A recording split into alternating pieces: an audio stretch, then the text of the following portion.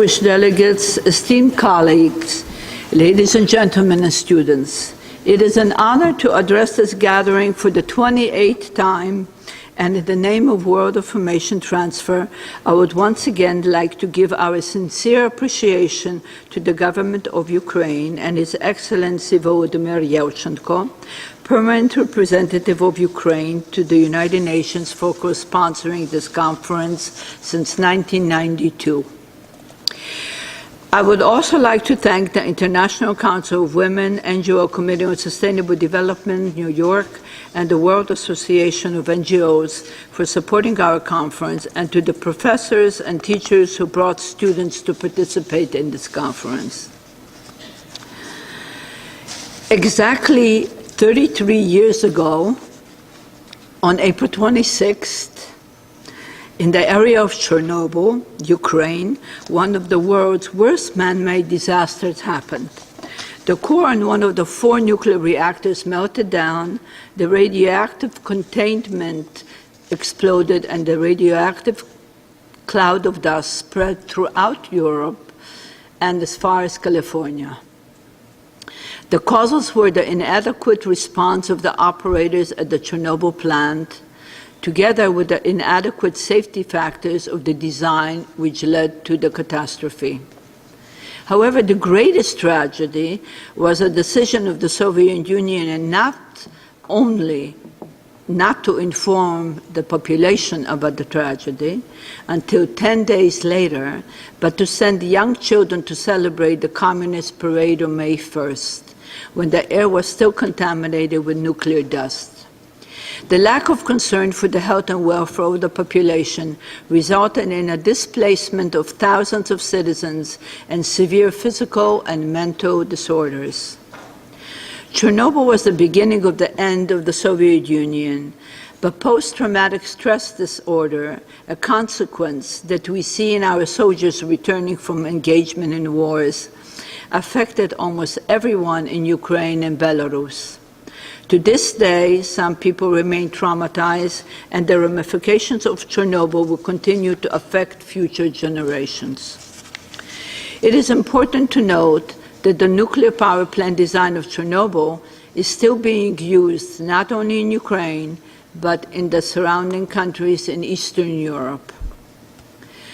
When national and international policies are grounded in a perspective of fear and secrecy, then real danger goes unnoticed or is kept secret for fear of the consequences once the danger is exposed.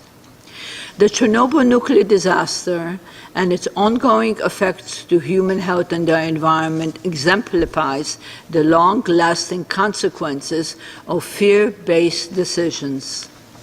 A quote from Isaac Newton, a physicist and philosopher from the 17th century, emphasizes the effect of fear of change. He writes, "Men build too many walls and not enough bridges. Weak men lay an exaggerated stress on not changing one's mind or behavior." Weak people generally are afraid of change, and that fear prevents both change or modification of behavior, even though it may cause unquestionable harm to the world and its population.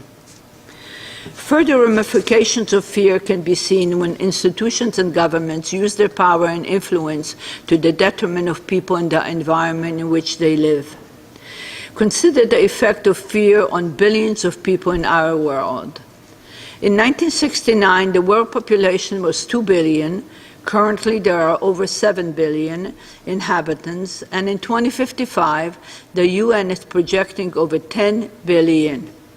In 50 years, we have added 5.5 billion people, most of them unaware of the effect they are having on the world's environment, since neither governments nor institutions give them the opportunity to learn the consequences of their behavior or practices.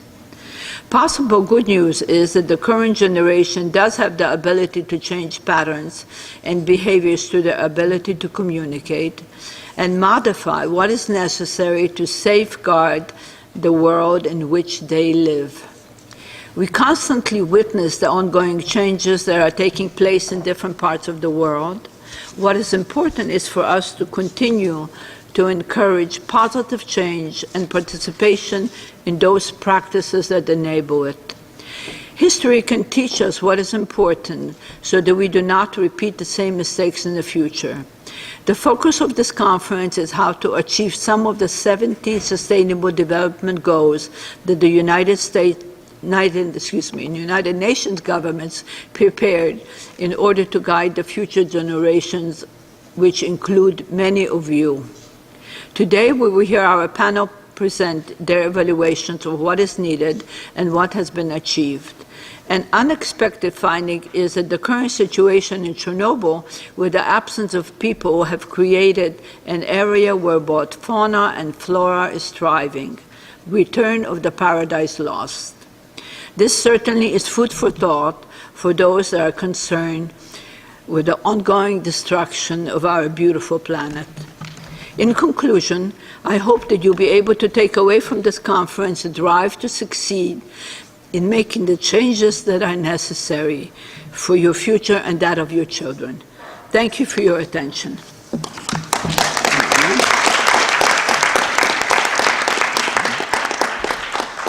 It is now my honor and privilege to present His Excellency Volodymyr Yelchenko, who was educated in the Kyiv State University and has experience from 1981 to various countries throughout Europe.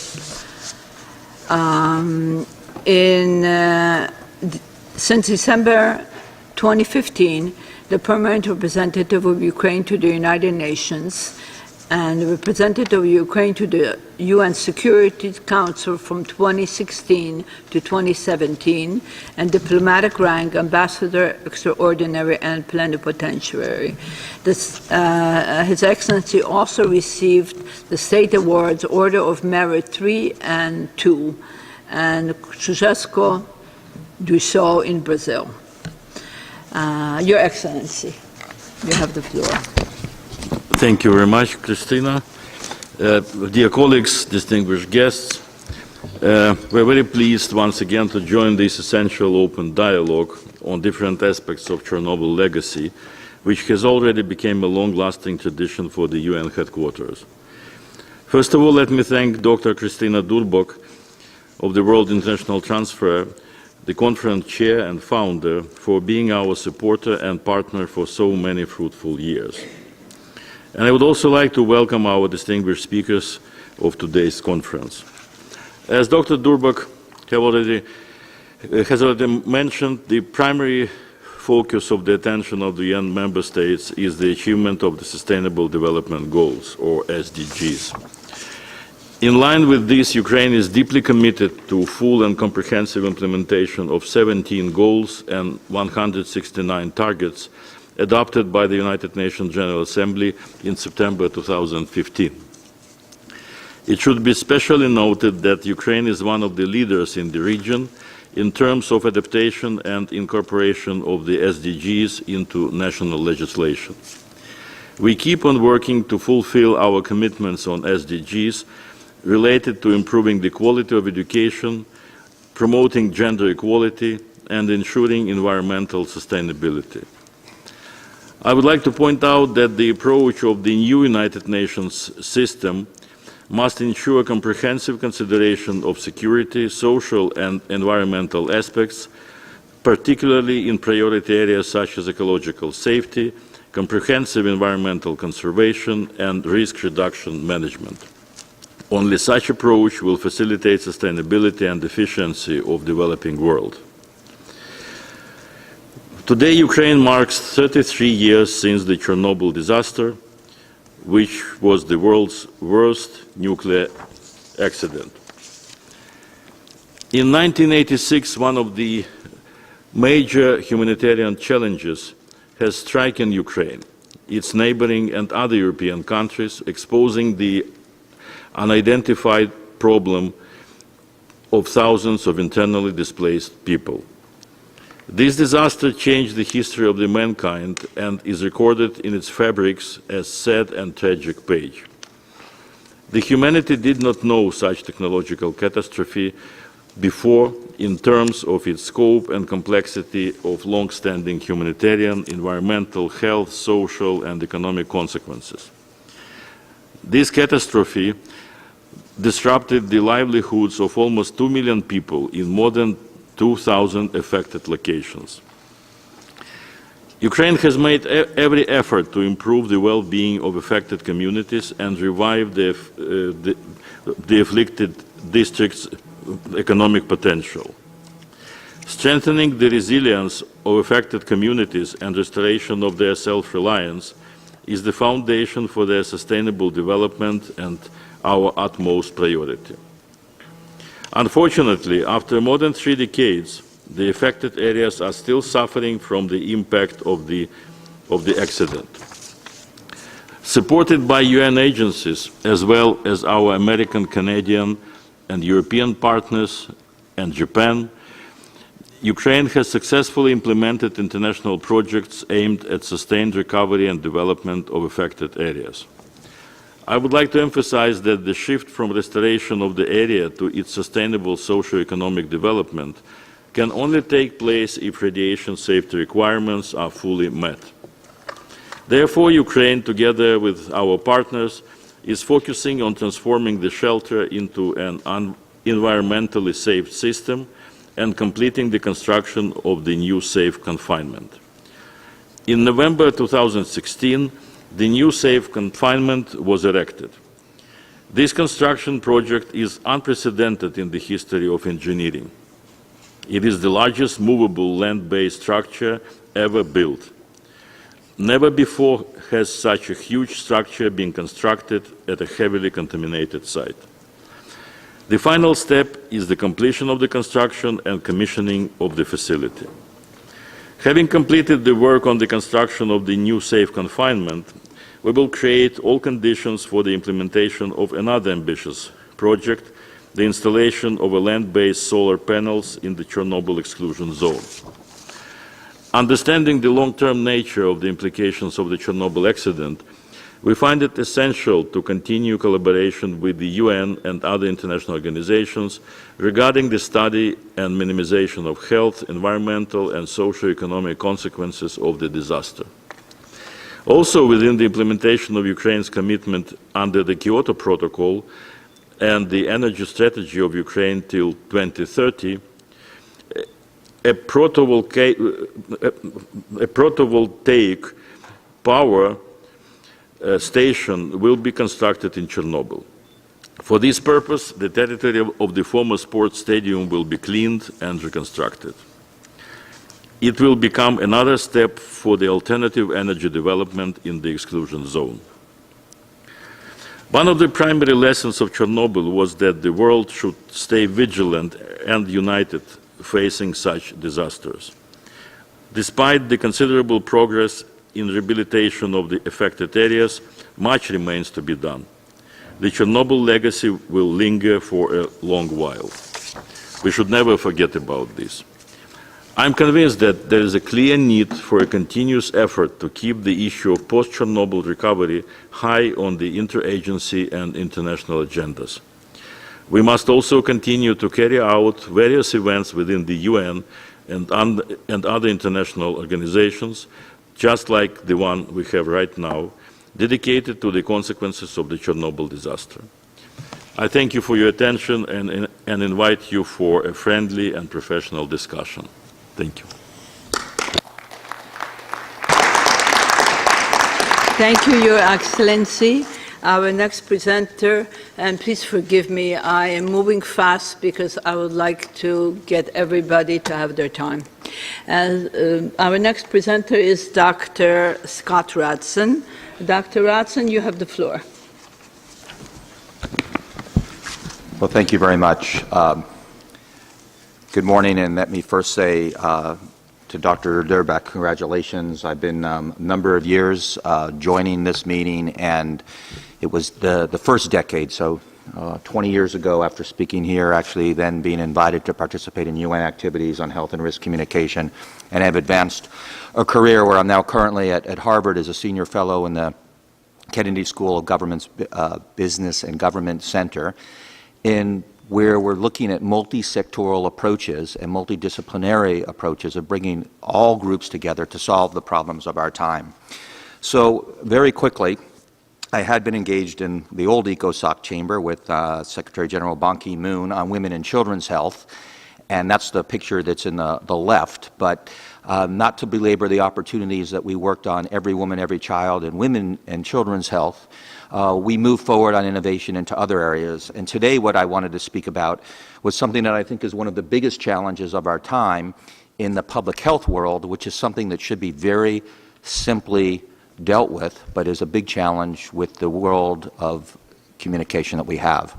So if we go to the next slide, please.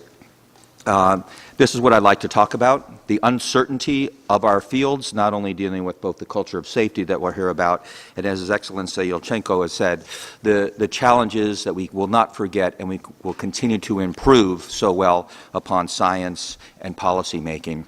And that's what I wanted to talk about today with vaccination and then multi-sectoral engagement.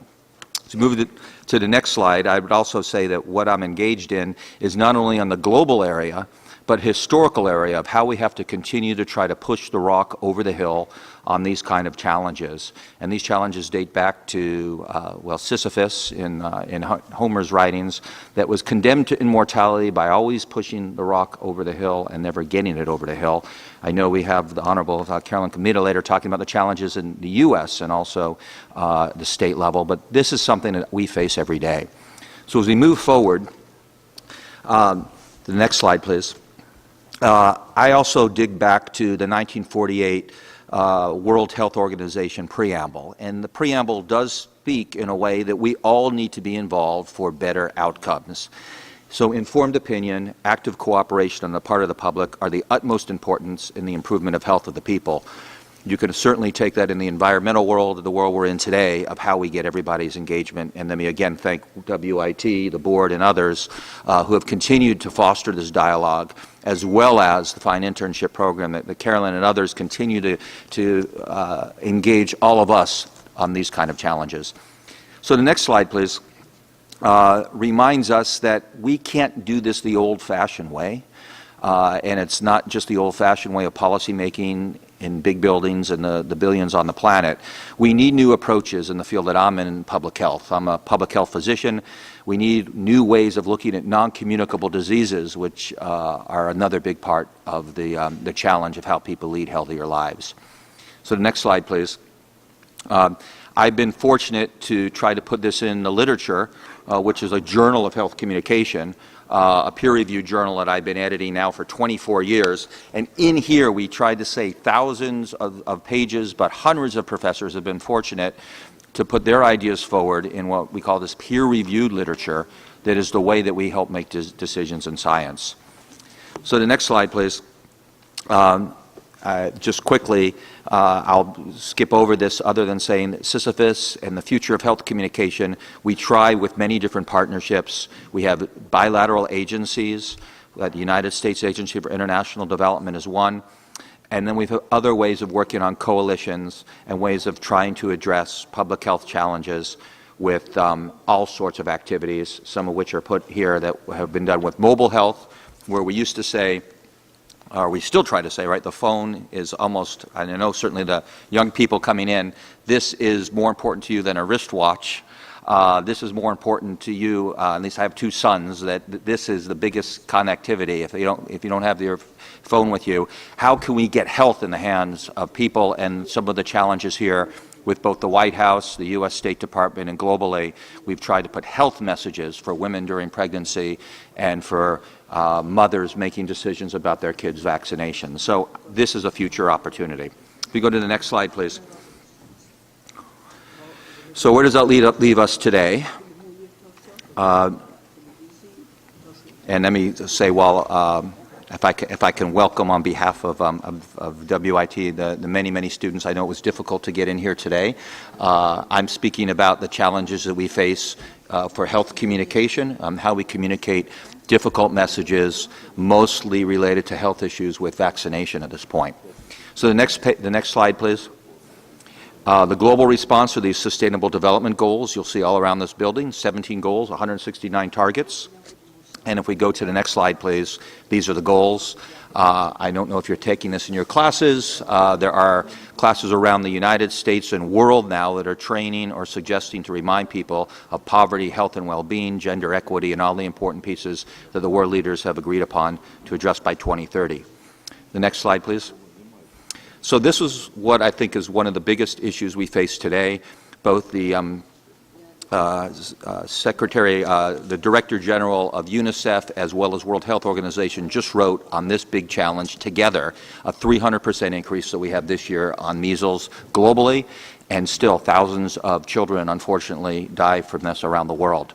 So the next slide, please.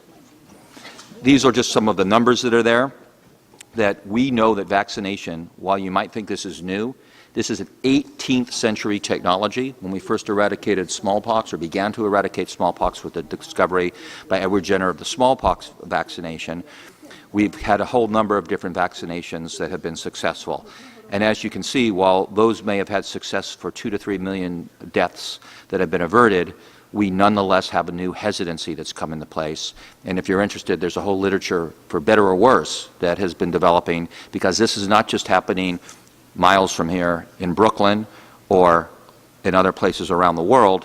This is happening in, unfortunately, hearts and minds of parents that are not necessarily bad or wrong. They just might not have the necessary information to help make that informed decision that we all think would be best for society and our communities. So the next slide, please. The other piece is what happens here in New York could be in the world in no time, notwithstanding the phones. Unfortunately, this was the traveling by the Vaccine Confidence Project out of the London School of Hygiene and Tropical Medicine that Heidi Larson presented, that when some physician in Colombia said we shouldn't have a cervical cancer vaccine, HPV vaccine for girls in Colombia, before you knew it, it was in Denmark and in Japan, and before you knew it, 3 countries don't offer this vaccine in the way that could prevent thousands of deaths in the future. So this is very connected. The next slide, please, actually calls them anti-vaxxers. And as we keep moving, that's why we can move to the next slide in the interest of the necessary call to action that I'd like to mention today. So in the last number of weeks, I've been fortunate not only at Harvard, at the Kennedy School, but linking with others at UCLA School of Public Health, Jonathan Fielding, in Georgetown and others, to look at how we address this in a way that will make a huge difference in the United States. And now we're actually calling for what we need to do about this globally, and the term is vaccine literacy.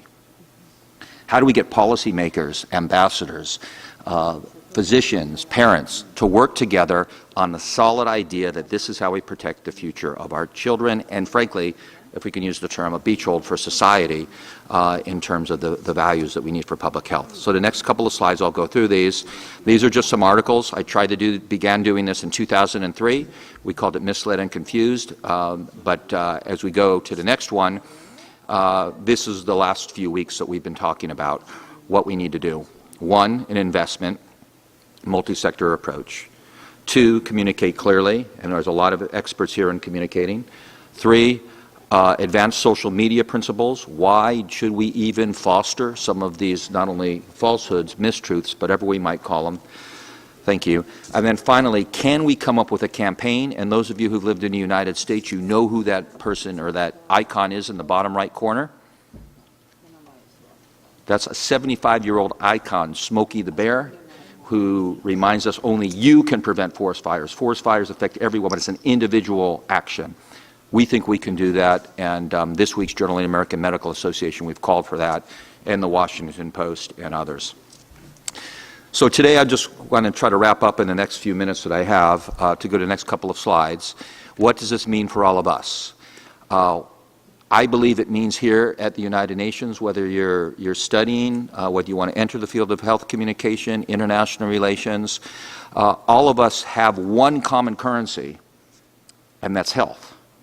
It's the one common currency where we know that we have science that is addressed to a place with simple vaccinations as preventing disease, but we're losing that to some of the challenges that we face and the mistrust in government, the mistrust in areas, and we need to rebuild all of that together. So I think we can do that through these kind of partnerships, through these kind of discussions and dialogues, and the power that we have with modern media. So finally, We go to the next slide. We have these two Sustainable Development Goals, number 3 and number 17. Those we need to figure out partnerships to address health and well-being. And the next slide, please. We've come up with some guiding principles at Harvard that we published. You can do a search for my name, or you can see them at the bottom. We think these are very simple, that could be scaled by companies, by governments, by local endeavors. If you follow these principles and you approach them in a way just as the UN was so successful with the human rights principles, the guiding principles that John Ruggie did, and it took over 6 years, and then the children and human rights principles later by UNICEF and so forth, we have made a huge difference in the space. Can we do the same with addressing health issues and take this to the level with vaccination? So in the final slides, we think that we can do this with this multi-sectoral engagement. We've had the World Health Organization say that these principles are helpful. Next one, please. And we need to do this, however, and realize we need to do this with a small budget or no budget.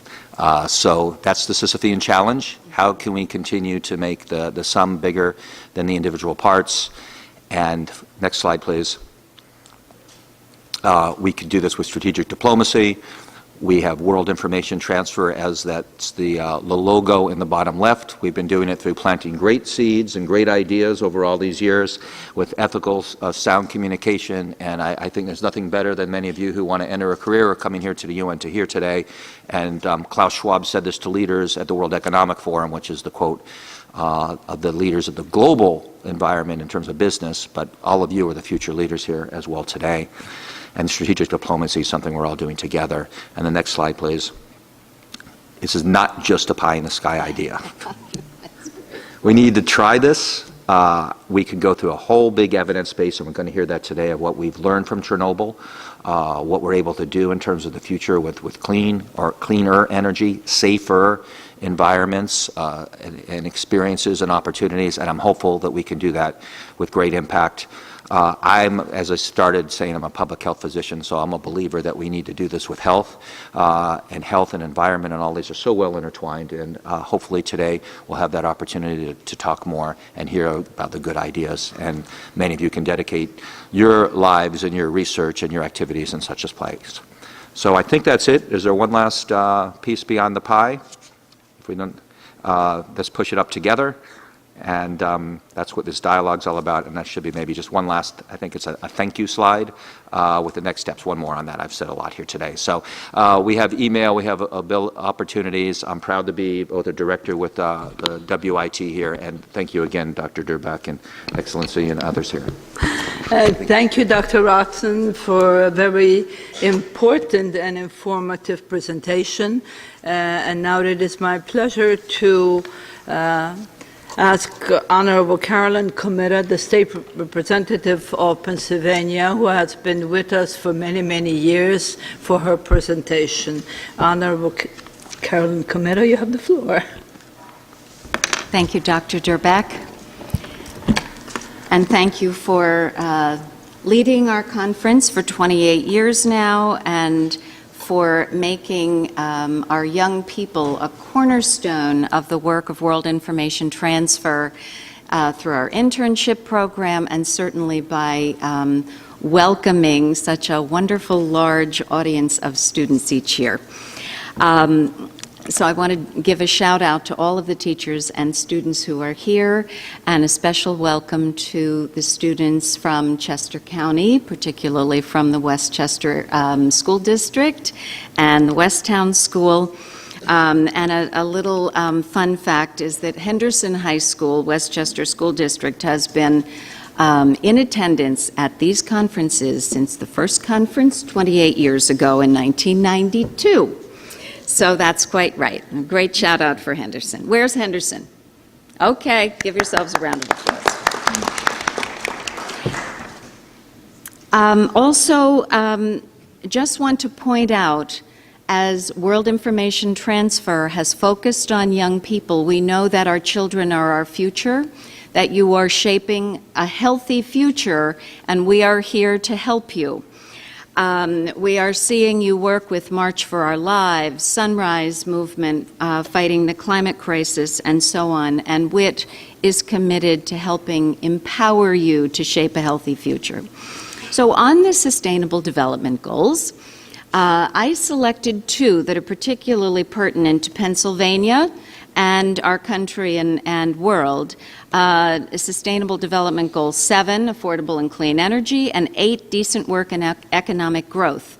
Now, the concern there is that there are some who are concerned that if we move to a cleaner energy future, we are going to lose jobs. And I am here to show you why that is not happening, and that, in fact, a clean energy future is going to be great for family-sustaining jobs. So we know that fossil fuels have been the source of large amounts of greenhouse gases, which are the cause of climate change and certainly are harmful to human health and the environment. And we need to transition to a clean energy in order to avoid the most devastating results of the climate crisis. Next slide, please. So here, as I said, we want clean energy, but we're concerned about the jobs. 88% of Americans support the idea of renewable energy.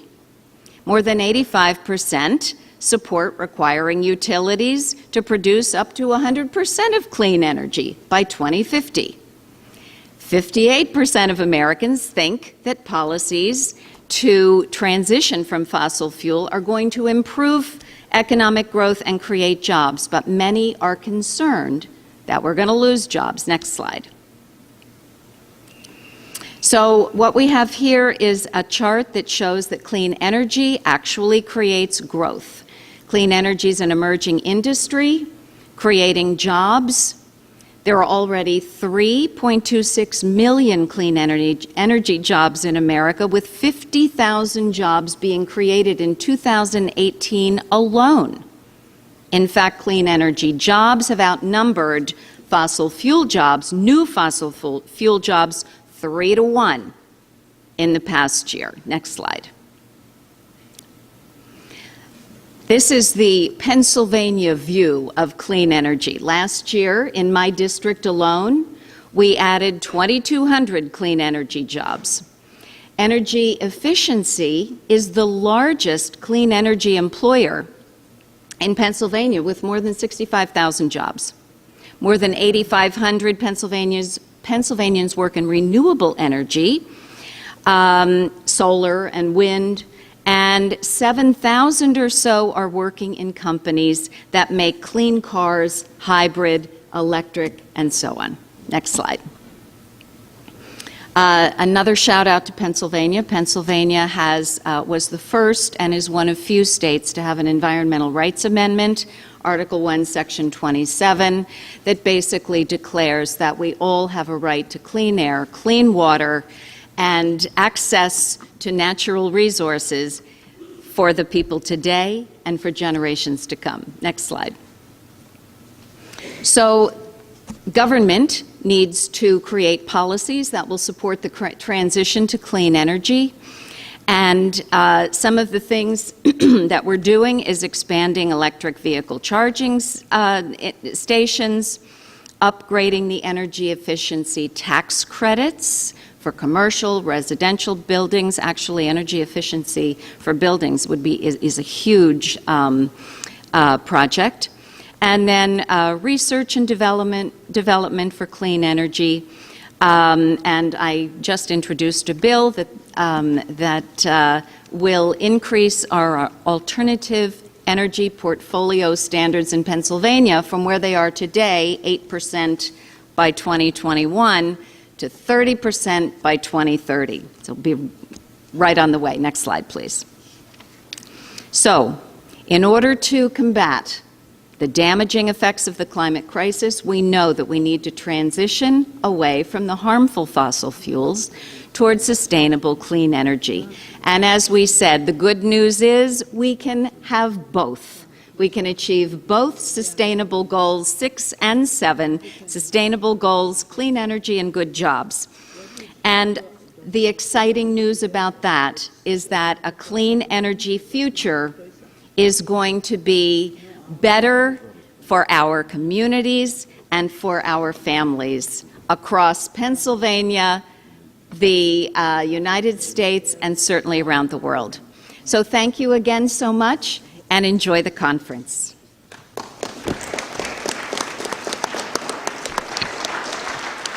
Thank you, Mrs. Kumera, and it has been a great pleasure working with you for those many, many years, and congratulations on your re-election.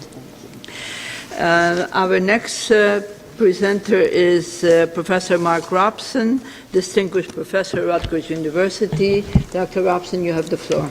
Thank you very much. Your Excellencies, Dr. Durbach, friends and colleagues, we will have the express talk on global pesticide use, risks and benefits. Next slide. It's a delicate balance to feed the world and to try to make sure that people have adequate food supply and still maintain a healthy environment. So next slide. When you woke up this morning, there were about 7.7 billion people. When you wake up tomorrow morning, there'll be another 250,000 that weren't here today. By the time that most of our audience, because it's quite young, in 2050, there will be 9 billion people. That is going to be your problem. For the people on the dais, we'll all be dead. It's not our problem, but it's yours. So in the next few minutes, we're going to talk a little bit about agriculture and chemical use and the risks and benefits. We're going to look at some case studies in Southeast Asia and maybe a few things that are competing risks. Next slide. So we have to deliver a healthy food supply. When I first started to teach public health years ago and talk about agriculture and food, we always talked about the 800 million people in the world who are undernourished. And now we'd say a healthy food supply, because now in 2019, we not only talk about still about 800 million people who are not having adequate calories, but there's about 1.4 billion, almost twice as many, who are approaching obesity, overweight, and have unhealthy calories. So it's a delicate balance. The risk for us, though, as people who are involved in agriculture and food production, is what tools do you use to have a positive, beneficial outcome? DDT, after World War II, was hailed as the great silver bullet for agricultural pest control. And then later in 2019, we start to see another silver bullet that was hailed as a great for pest control, Roundup, come and look with serious health problems, long-term cancer risks. DDT, it was brought to our attention by the famous writer Rachel Carson in her book in 1962, when she said, you know, there are endocrine effects from this DDT. DDT does not have acute health effects. In fact, it was used by thousands and thousands of people after World War II to control typhus as people were liberated from prison camps and in people liberated from squalor. We still use it around the globe to control malaria, one of the most serious vector diseases in the world. But long-term, it has some serious problems. Next slide. So how are we going to address this? Well, when we look at the global pesticide use over time, it continues to increase. It has become the tool of choice. Next slide. And yet, in many parts of the world, like the picture taken from China, pesticide use is minimal because it's expensive. As economies have more resources, pesticide use will even grow up more. Next slide. And we look at, well, where are the big hot spots for pesticide use? Well, you can see the map is quite clear. The large circles, of course, tell us where the hot spots are, and they're very closely related, with the exception of India, to population centers. Next slide. So we have to build a food system. Actually, you, most of the audience, our young people, have to build a food system to feed these 9 billion people in 2050. Next slide. And right now, we know that about 85% of the world is considered developing countries. About 80% of the people in those developing countries are involved in agriculture. But it's not the agriculture you see whether you go to the central part of Pennsylvania, where Carolyn has lots and lots of agricultural activities in Pennsylvania, or you go to the heartland where you see soybeans and corn with large multi-thousand acre farms. Most of the farms around the world are 1 or 2 hectares, and they're operated with small equipment like this tractor here in Thailand, which is actually considered quite modern. Next slide, because when you go to Burma and you see that the hand tractor hasn't made its way there, most of the agriculture is still animal agriculture. Next slide. And the technology is a bit sometimes interesting. So this picture is taken in the southern part of Vietnam, and I made what was probably an inappropriate comment, and I said to my host, gee, that's pretty primitive to have that scarecrow, and his response is, you don't see any crows, do you? So sometimes the technology is more effective than you think. Next slide. And so what happens when we introduce technology into developing countries and don't provide the training and the stewardship? For most of you in the audience, if you've never driven before and I give you the keys to my car and say, hey, I want you to drive back to New Jersey and take my car back from me. Some of you will get all the way back to New Jersey. Some of you will get out here on First Avenue and, run into something and hopefully, avoid any serious accidents. If I don't train you how to drive the car, I mean, you know how a car operates. We all ride in a car. But if I don't train you on how to drive the car, you're not going to do too well with it. If you introduce a technology like pesticides in the developing world and you sell it on its merits, remember, everything in life has a risk and a benefit. Okay? The benefit, of course, is in almost every case you'll get higher yields. You'll control the pests. If you get higher yields, you'll have greater income. If you're a farmer struggling in a developing country, this is really important. So you see the benefits quite rapidly. But then you say, what about the risks? Well, I'm going to overlook those. That long term you might have, neurological effects or endocrine effects or birth defects in the next generation of folks. Those things tend to be overlooked. How do you train people to use them properly? Well, it takes a lot of time and a lot of effort and a lot of energy. And it's the hard part of this. Adapting the technology and adopting the technology isn't too hard. Training people to use it properly is. This is a farm I visited in Ghana. I had a Ghanaian graduate student. She said, oh, Dr. Robson, I want to take you out and see some farms because I know you want to see that. So off we went. The first farm, by the way, that we went to, the gentleman had only the sprayer on his backpack sprayer on him. He was wearing no clothing, so I didn't take his picture. It's remarkably difficult to have a conversation with a person that's naked. So I went to the next farm, and thankfully this gentleman had some clothes on. But he's spraying the potatoes with a potent organophosphate insecticide. He's wearing, a sleeveless T-shirt, no shoes, just jeans. They're cotton. They absorb the pesticide. And, his role and goal is to kill those potato bugs. So I spoke to the first farmer, the gentleman who wasn't wearing any clothes. I said, I can't help but notice that you're not wearing any clothing. And, Ghana was a British colony, so with beautiful, very proper English, he said, Professor, I tend not to wear clothes when I make pesticide applications because I'm very fearful that the pesticides will damage my clothing. So he removes his clothing, makes the pesticide application, washes up, puts it back on, and goes back into the village. He had a priority. He did his risk assessment. The risk he was most concerned about was damaging his clothes, not necessarily his health. Next slide. So, you see it at one level. And the little case study I'm going to give you very quickly is one in Thailand. In the 1990s, the Thai government said, we want to be the world's largest exporter of rice. Now, China grows much more rice because, of course, there's 1.4 billion people. India grows much more rice. There's 1.3 billion people. Thailand, about 69 million people. But they're actually the world's largest net exporter. And how are they going to do that? They had a fixed amount of land. They had a fixed amount of technology. They introduced high uses of pesticides.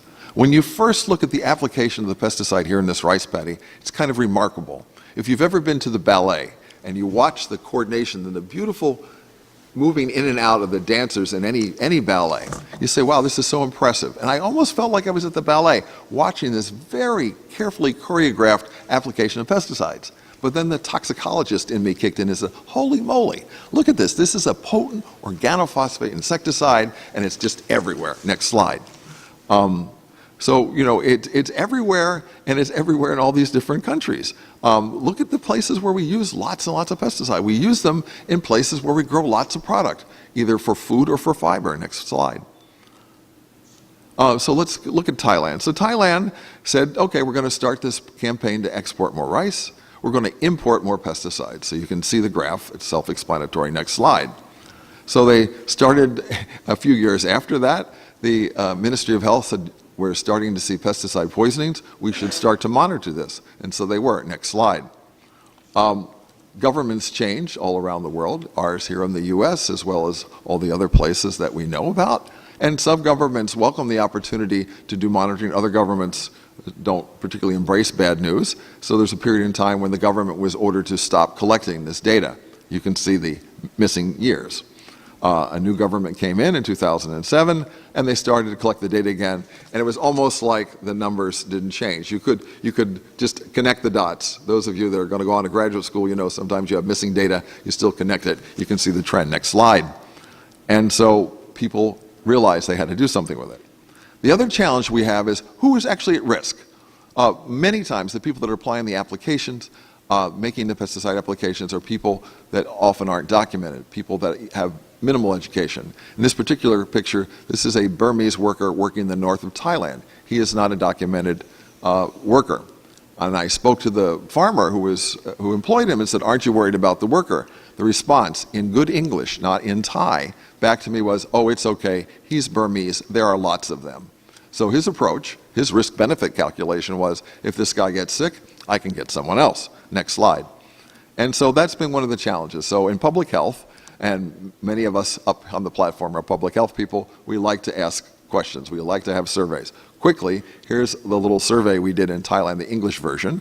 And the answer is, what kind of protection do you use when you apply these pesticides? The number one answer was none. That, by the way, that would be the number one answer if you asked it in New Jersey or any other place. But look at some of the other choices. Knitting face's hat, loincloth, things that we know aren't going to provide any protection. Next slide.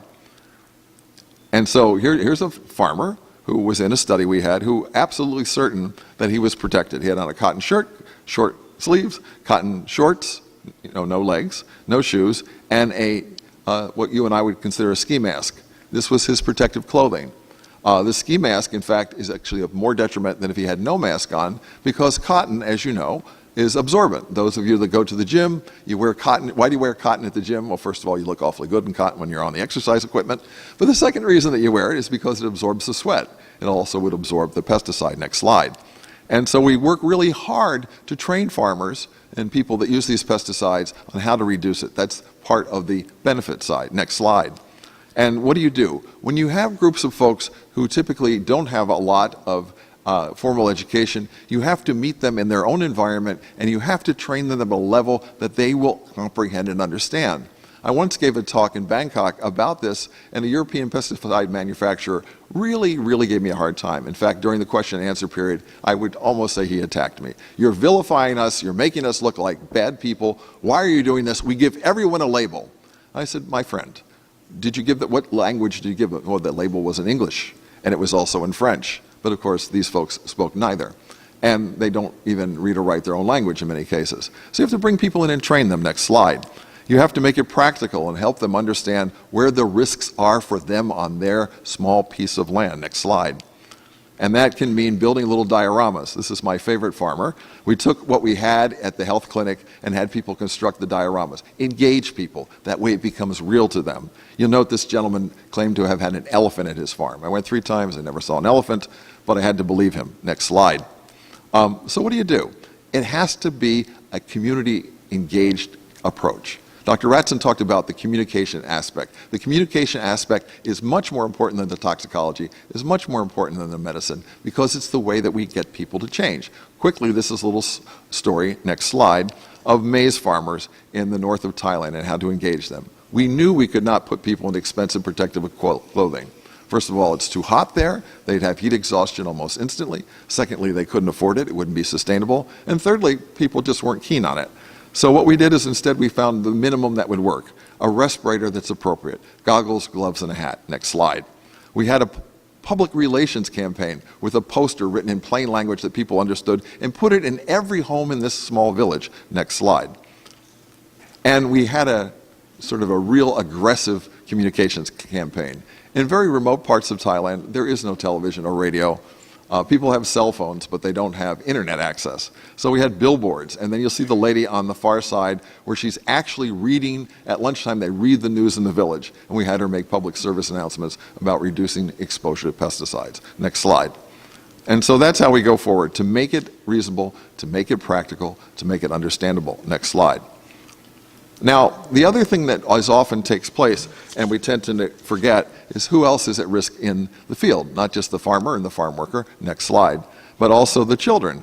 Children are working at a very young age, at 14, but before that, 0 to 14, they're with mama and papa in the field. You can see at the edge of the field, in the middle of the field, or my little nudist here at the top. who, despite his mother's best efforts, just wouldn't wear any clothing. So his exposure literally was quite high. Next slide. So quick little study we did. We went ahead and measured pesticides, did urinary metabolites, because it's easy to measure pesticides in urine, and it's not very invasive. And we had the light gray bars are kids who are in the farm with mama and papa. The dark gray bars are kids who live in the village and aren't engaged in farming. Next slide. So you see the high levels in the previous one during the rainy season when there was no pesticide application, the levels were the same. Clearly, the little ones were getting exposed to pesticides. You have to educate mom and pop that this is a long-term risk to their children. Next slide. And the other part of this is to look at it in an integrated approach to see how people use the pesticides and where the risk points are. Next slide. Which includes, in many cases, watching how people work. When you do environmental medicine and occupational medicine, and several of our colleagues are involved in that as physicians, they ask the farmer, what do you do? Or the worker, whatever the worker is, what do you do? And how do you do it? We didn't know how people caught the fish. We didn't have any data. We took U.S. risk assessment papers over to a place where it was totally inappropriate. You know, it would be like taking a winter coat to Thailand. It's just absolutely inappropriate. So we had graduate students go out and watch what people did and make observations, next slide, and try to understand how people caught the fish, how much they caught, next slide, and to try and understand what the risk was. We found out that one of the risks to pesticide exposure wasn't the application of the pesticide. It was the accumulation of some of these pesticides in the meals that people ate. So we asked people, what did you eat? And people couldn't tell us.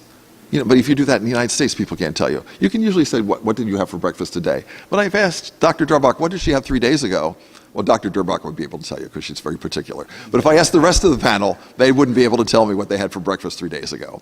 The other thing is that people routinely misrepresent the amount that they intake by about 300%. So my friends who are nutritionists tell you that most of the time, people misrepresent their dietary intake by 300%. Our Thai people were no different. So we did this beautiful little study for 2 weeks and asked our farmers to measure and record everything they ate. And they did 54 families for 2 weeks, and guess what? It was 311%, so the 300 matches. Next slide. As we get to the end of this picture, I want to talk about the last little part, which is looking at kids. Next slide. So we decided these are the kids at risk because they consume the food. Next slide. They are going to school and walking past these rice paddies every day on their way to their village. Next slide. And so we want to go ahead and understand exactly what their risk is. Next slide. And so we monitored kids over time to see what their pesticide exposure was through a series of neurological assessments. Next slide. And, you know, they're the standard tests. We use tests that you use around the world, so you could compare children from Italy with children from Thailand with children from Canada. Next slide. And it worked out pretty well. These are a standard little battery of tests that you use. Next slide. And it's fun, and it's sort of a universal test. Next slide. So as we come into the home stretch, we're able to correlate the results of those tests with the neurological battery on the computer with people's urinary samples. Next slide. So the plan as you go ahead is, what are the alternatives? Dr. Durbach said, talk about risks and benefits. The last little part of this is, one place, and a big place, decided they're going to reduce pesticide use. You go, that's exciting. It's China. Next slide. So the Chinese farmers decided instead they're going to go GMO, which is another whole talk for another different time. So China said, we're going to use GMOs. This is GMO in cotton. Cotton is the world's largest user of pesticides. Chinese government said it's expensive, it's dangerous, we're going to use GMOs. Next slide. And they're also going to use GMOs on corn. Next slide. And so they started to work aggressively with farmers to understand how they use the pesticides. Graduate students helping them record their use. Next slide. And actually understand what the products are. Next slide. And they, nope, you went too fast. Go back. So there was a wonderful demonstration on the part of the farmers that showed that the people who use GMOs actually have far more income and far less risk. And you can see this. If they only use GMO cotton, they went ahead and they had absolutely no risk. If they used the pesticide, they didn't. So as we come to the very last part of the slide, next, and then we're done. This is the goal, to get people to try an integrated approach, and the final slide should be that the challenge is yours. The challenge is yours. It's to reduce the use of pesticides, it's to find better tools to grow more food, and to find more food for these extra 3 billion people that are going to be here by the time you're my age. Thanks a lot. Thank you. Thank you, Professor Robson, for a very important presentation. Since we all eat, I hope you paid very good attention to the presentation. And now I would like to remind you, we do not take questions from the floor. The questions need to be written down. The monitors will pick up your questions, and we will answer as many questions as time permits. Our next presenter is Katerina Pavlova, head of the International Affairs of Ukraine on Exclusion Zone Management. Ms. Pavlova, you have the floor. Your Excellency, dear colleagues and guests, I am pleased to be here today. Thank you, Kristina Durbak, to having me today here. My name is Katerina Pavlova. I'm a head of International Cooperation and Public Relations Department of the State Agency of Ukraine on Exclusion Zone Management. As you all know, Chernobyl disaster is a technical, ecological and humanitarian catastrophe caused by two thermal explosions of the first power unit of the Chernobyl nuclear power plant at night of April 26, 1986.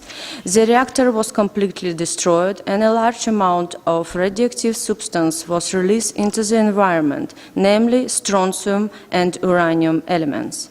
The catastrophe is considered to be the largest in the history of nuclear energy. As a result, now Ukraine takes the second place in Europe and the first in the world by the amount of radioactive waste. In this regard, our agency, our state put an important role on our agency in long-term storage and disposal of radioactive waste. In Ukraine, State Agency of Exclusion Zone Management is a central exclusive body responsible for strategic directions as follows.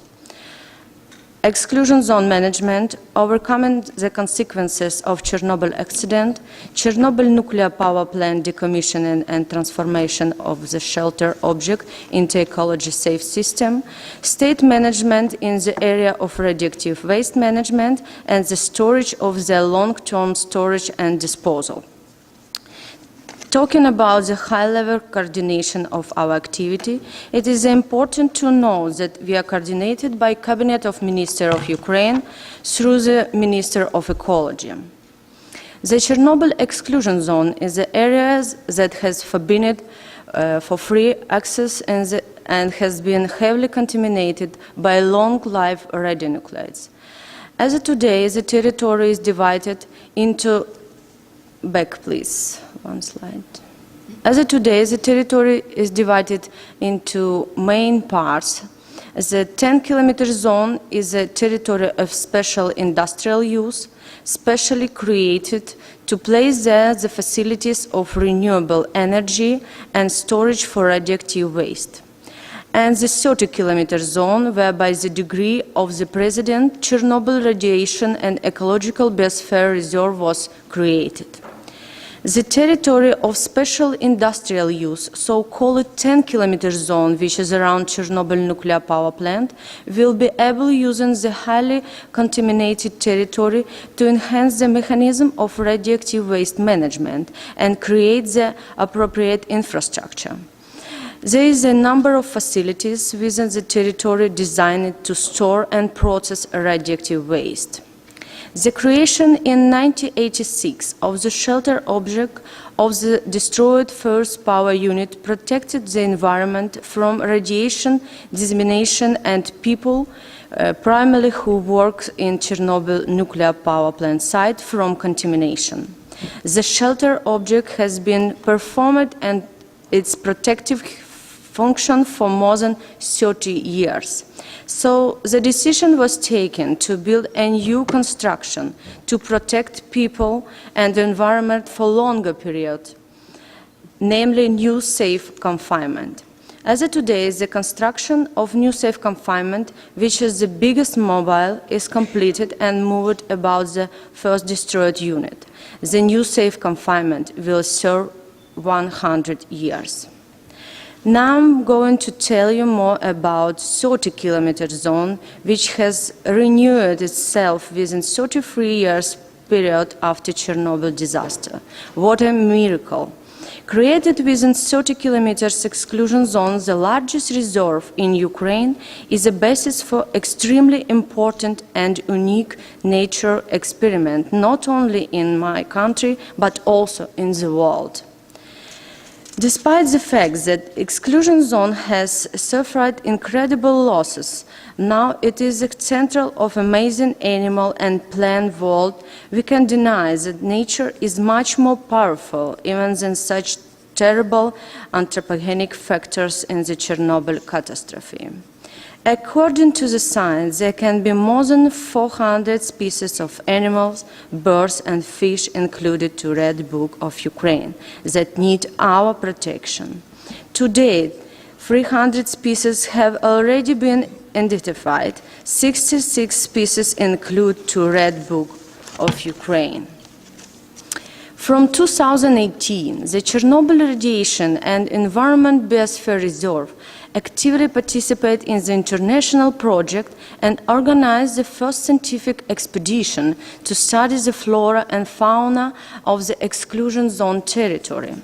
We can define the main goals: preservation of the most typical nature complex of Polysia in the natural state, ensure support and increase the barrier function of the Chernobyl exclusion zone, remediation of the area contaminated of radionuclides and stabilization of its hydrological regime.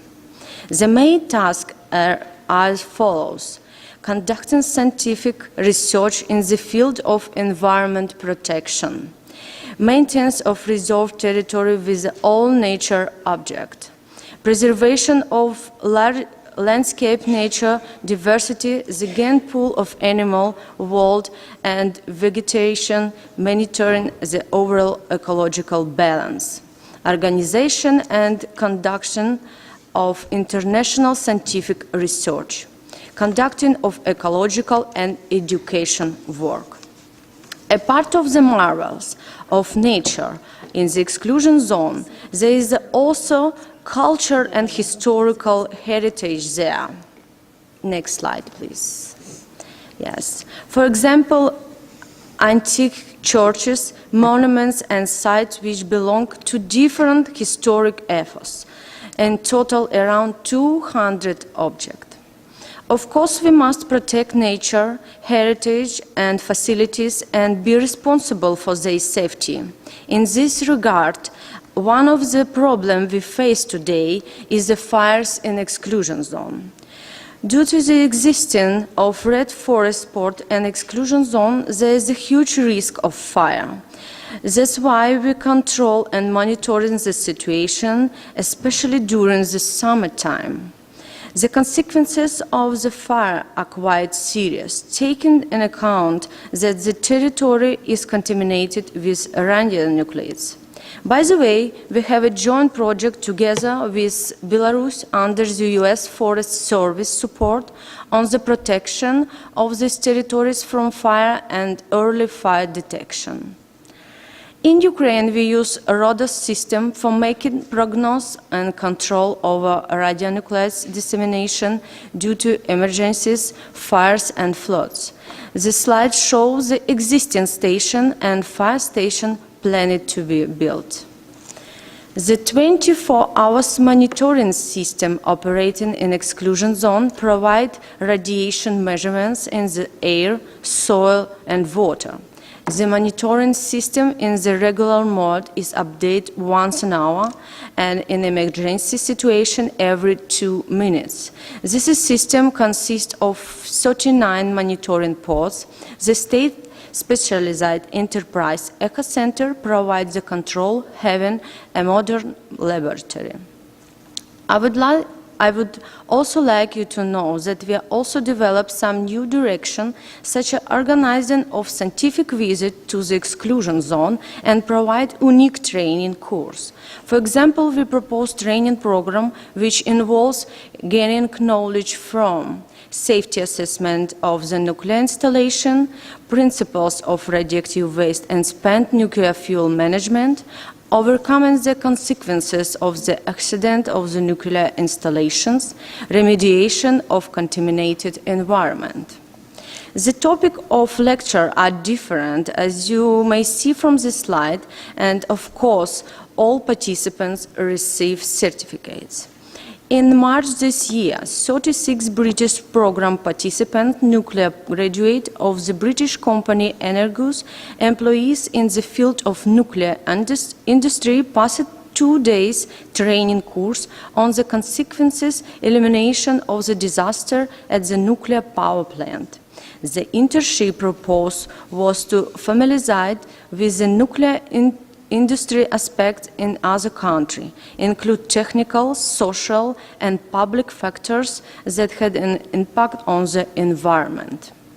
Another interesting training proposed to our Chinese colleague was held in May and September last year.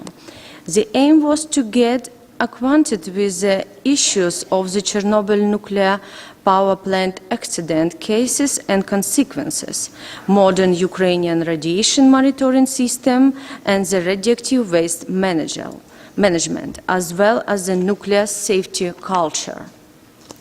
So, as far as you may see, visiting the exclusion zone is possible, but not only with the education purpose. Of course, we prefer not to call this tourism.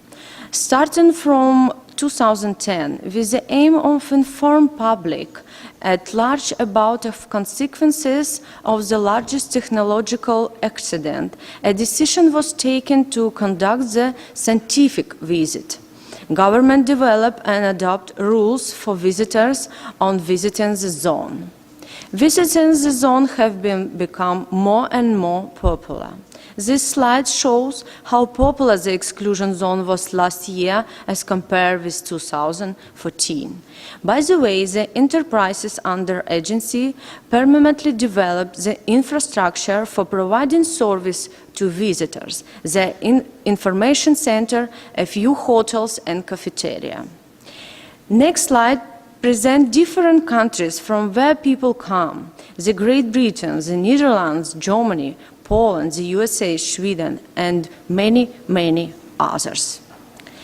The infrastructure and implementation of alternative energy projects in the exclusion zone and consider a new stage of overcoming the consequences of the accident.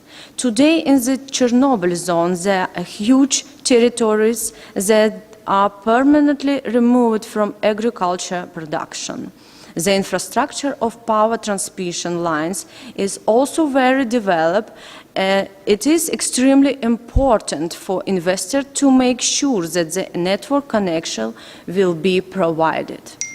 Starting from 2016, the Ministry of Ecology, together with our agency, carried out a complex of measures aimed at sustainable development of green energy in the exclusion zone. This year, we are planning to launch 35-megawatt wind station. The investor for which is Wind Power Polisia. October last year, and the industrial site of Chernobyl nuclear power plant official opening ceremony of 1-megawatt solar power plant. Chernobyl is the first nuclear power plant in Ukraine, the first one to start the decommissioning process, the first nuclear power plant where large-scale international projects are being implemented. Today, we are the first nuclear power plant on which site alternative energy is generated. I think it's very positive that the station again has electricity power and they give green energy. The agency will continue to work on the transformation of Chernobyl from black point to green. We are trying to step up data providing our activities in relation to the exclusion zone. Due to the creation of the Chernobyl Radiation and Ecological Biosphere Reserve, in order to reduce the anthropogenic load on the ecosystem, the following is being worked out. The project of replacement of motor vehicles on ecological electric. a draft program for the for placement of special electric refueling and service station for electric buses. In September 2018, we made a huge process, first Ukrainian exhibition on Chernobyl's theme in the framework of the General Conference in IAEA, with the involvement of stakeholders. This is a history now, and I'm happy that my colleagues and I are part of this history. The contribution of the international community in terms of efforts to overcome the consequences of Chernobyl disaster is important and considerable. Our agency provides close cooperation with international organizations and countries to strengthen the non-proliferation regime of radioactive materials. IAEA, NATO, European Commission, G7 Global Partnership, USA, United Kingdom, Sweden, Japan, and others. As a traditional, I usually finish my presentation with these words. Do you know who is the symbol of wild nature and exclusion zone? When in the exclusion zone, if you are lucky, you might come across the symbol of all the animals of Chernobyl, the fox named Simeon. He even got his page on Facebook. Dear colleagues and delegates, dear guests, thank you so much for your attention.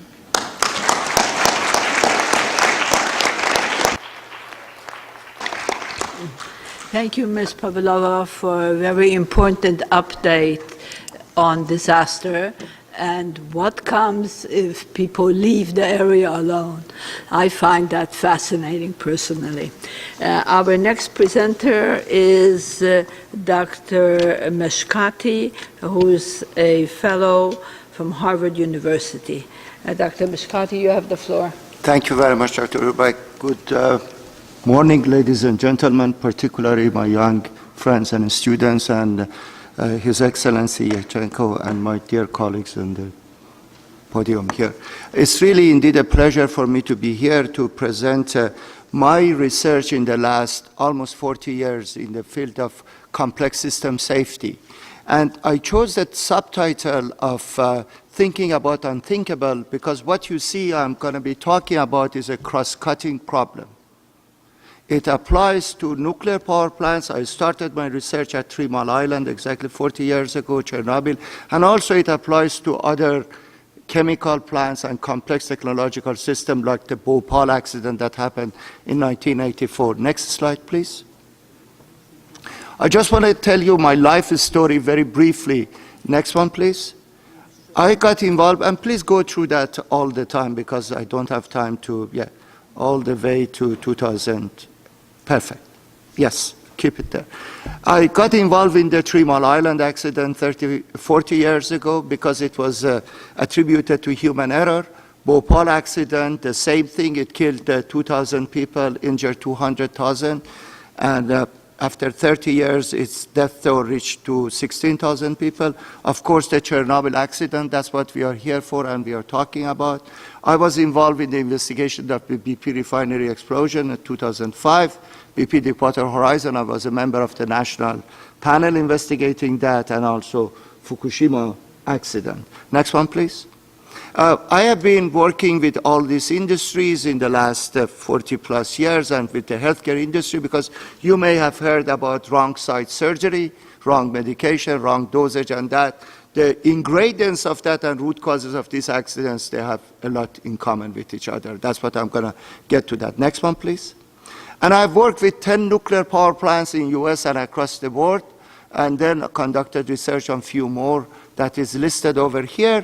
And these 10 nuclear power plants, I have been there, I have done work on them. Again, I'm not an armchair general. Next one, please. This is the 3 Mile Island nuclear power plant. I am with my mentor, the late Professor Alphonse Japanese. Next one. This is, of course, the Chernobyl nuclear plant that had the accident in 86, and I visited that in 1997. I am in front of sarcophagus. Next one, please. And this is a photo that my students, they like it a lot. They say, my haircut and looks very much like the head of Lenin over there. I mean, I heard that from my students over there. This is the corridor that runs from the administration building in the Chernobyl nuclear power station to the 4 reactors. Reactor number 4 was the exploded one. At the end of the hallway, I visited reactor number 3, control room when it was operational. Next one, please. Next one. Yes, this is the control room of reactor number 3. It was operational, and as you see, the poor soul on the left is a little overwhelmed with the design of that control panel, because this is against every principles of human factors, and they have done much better since the Chernobyl time. When we talk about single sensor, single indicator, and human machine interface related issue, which is my area of research. Next one, please. I'm in the chair of the shift supervisor, again in reactor number 3. I learned a lot from my Ukrainian friends and colleagues over there. That 2 days at Chernobyl was one of my best days, Ms. Katrina, and that's what I want to return to Chernobyl. This is another nuclear plant in Japan that's called Mihama that had an accident in 1992. I don't have time to explain that, but I spent a lot of time over there. This next one, please. This is the Mihama. Next one. This is Fukushima Daiichi. I was a member of the National Academy. The gentleman or the guy that in a Tyvek suit and face mask is me. And this is something that I don't want to see again. I don't want to see that in my lifetime again. I've been to Chernobyl, I've been to Fukushima. We cannot afford the third one. And that's why the balance of my talk is how to prevent another major catastrophic accident like these two. And this is my message for the young people over here. You are the future. You should work on preventing the third catastrophic accident. And please listen to me. Next one. This is another nuclear plant. I did a lot of work on that. That's EBR2 reactor, experimental breeder reactor 2 in Idaho Falls. Next one. Now let's look at the common denominator of all these accidents that I talk all the way from 3 Mile Island to BP Deepwater Horizon. And some of this stuff that I talk about applies also to the grounding of the 737. You may say why, you will see why. Please go to the next one. And yeah, these are human factors and safety culture related cross-cutting issues. That's what I want you to remember, this fact. These are cross-cutting. Next one, please. I developed a model which is called HOT model, Human Organization Technology Interaction. Next one, please. And then, yes, push that. And another one. Please keep it there. As you see over here, I say that every complex technological system, any large-scale complex technological system, can be decomposed to the combination of these 3 subsystems. Human subsystem, the operators and maintainers and the human element. The organizational subsystem is that entity that takes care of the recruiting, training. It takes care of the preventive medicine, corrective medicine, training, and all of that. And then there is a technological subsystem. All these 3, they are like 3 links in a chain. And reliability and safety is equivalent to that I be able to carry this weight day in and day out. A system failure and accident when you drop the load. And the system failure and accident happens when one of these links breaks down. In that case, my message is we need, in order to keep the link intact, as you heard that a link breaks down at its weakest, a chain breaks down at its weakest link, sorry. A chain breaks down at its weakest link, or a chain is as strong as its weakest link. That's why we need to give equal and adequate attention. These accidents that I mentioned to you, they are all happened because this balance, this equilibrium was not maintained. Next one, please. I think you jumped on one. Maybe you want to go back. Yes, and push one more. Okay. There was another one that I have, it's not there. In the case of the 3 Mile Island, this is the statement. This was the accident happened in Pennsylvania. the distinguished lady on the panel is from that area. This is a report from the Presidential Commission about the importance of safety culture in the 3 Mile Island. And you will see this theme is being repeated again. Safety culture, human error. And that has been my research interest for the last 40 years. Please look at that red segment over there. The principal deficiency in commercial nuclear reactor safety today are not hardware problems, but they are management problems, safety culture problems. That statement was made in 1980. Next one, please. In the case of the Chernobyl, next one, please. This is a report by the International Atomic Energy Agency called INSAC. INSAC stands for International Nuclear Safety Advisory Group. And again, look at those highlighted words in red. This is a report by the INSAC when they went to investigate Chernobyl. It was when the late academician Valery Legazov was still alive.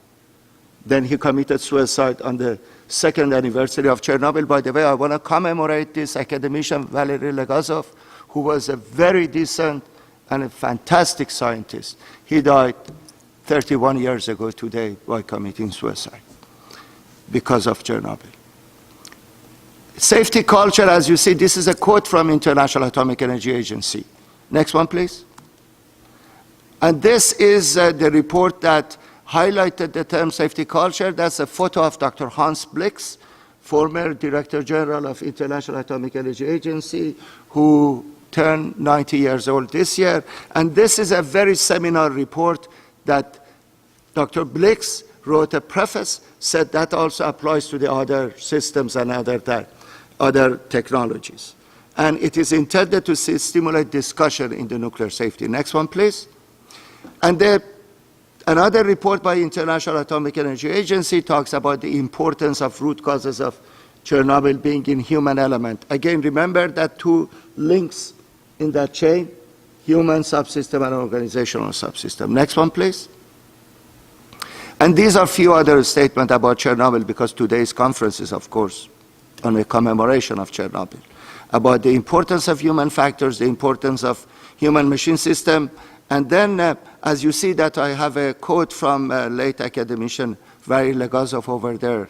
He developed a lot of respect for this stuff that I'm talking about, which I'm very honored to see that such a distinguished late person said that. Next one, please.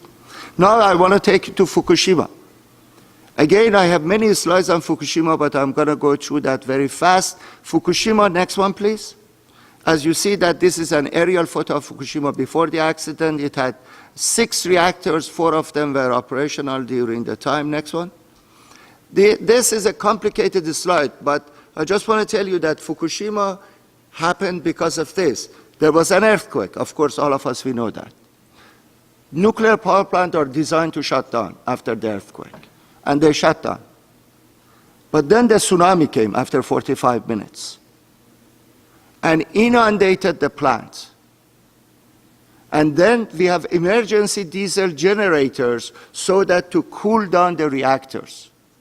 But because of the inundation of the plant, some of these emergency diesel generators, they got inundated, they couldn't work, and we had what is called a station blackout. This is the most catastrophic thing that could happen in a nuclear plant. Again, sorry, I don't have time to go over that, but Fukushima was not an act of God. Fukushima was preventable. Fukushima was preventable. Next one, please. Next one. This is the title of a report that came out from Carnegie, why Fukushima was preventable. There have been better reports than that came later on. In fact, one article in Royal Society magazine is called Fukushima was preventable. And can you push one more? Yeah. This is my colleague, Dr. George Apostolakis, who was a commissioner with Nuclear Regulatory Commission. He said the accident was not extremely low probability, it was not unthinkable or unfeasible or unpreventable. And next one, please. This is a copy of a first page of a Japan Parliament report about sorry, Fukushima. Next one. This is the cartoon that was published in the International Herald Tribune when this report was published. On the left is Dr. Kiyoshi Kurokawa, my mentor, who was the chair of this commission. As you see, the industry people and all government, and that they point fingers to each other, to blame each other for that. Next one, please.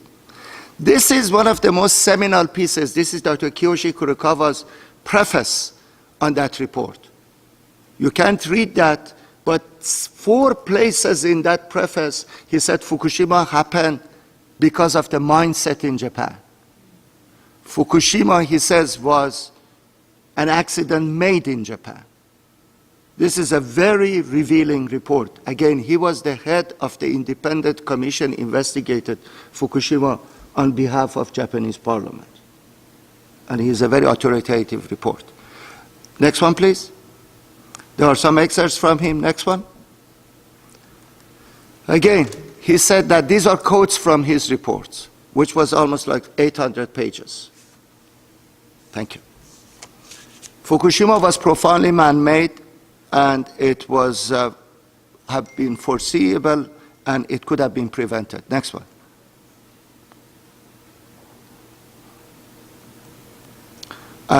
Keep it there, please.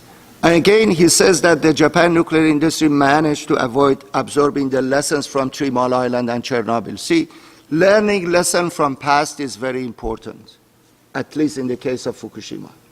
That's what I would like us to concur and agree upon that. Next one, please. And it was the mindset and that. Okay, you may go through that report of government of ministerial thing and that. Just go. Next one, please. Don't have time for that. Next one. Next one. Next one. Okay. This is a very important thing. I mentioned to you, yes, go through that. Very good. Okay, stop there. We talk about 3 Mile Island, happened in 1979, but there was an accident at another nuclear reactor, which is called stationary reactor number 1. That happened before that in 1961. What you see over there when 3 Mile Islands happened in 1979, many people, they refer to that accident. And again, those areas in red, you see that. They said that we should have paid attention to this management factor, human factors, organizational factors over there.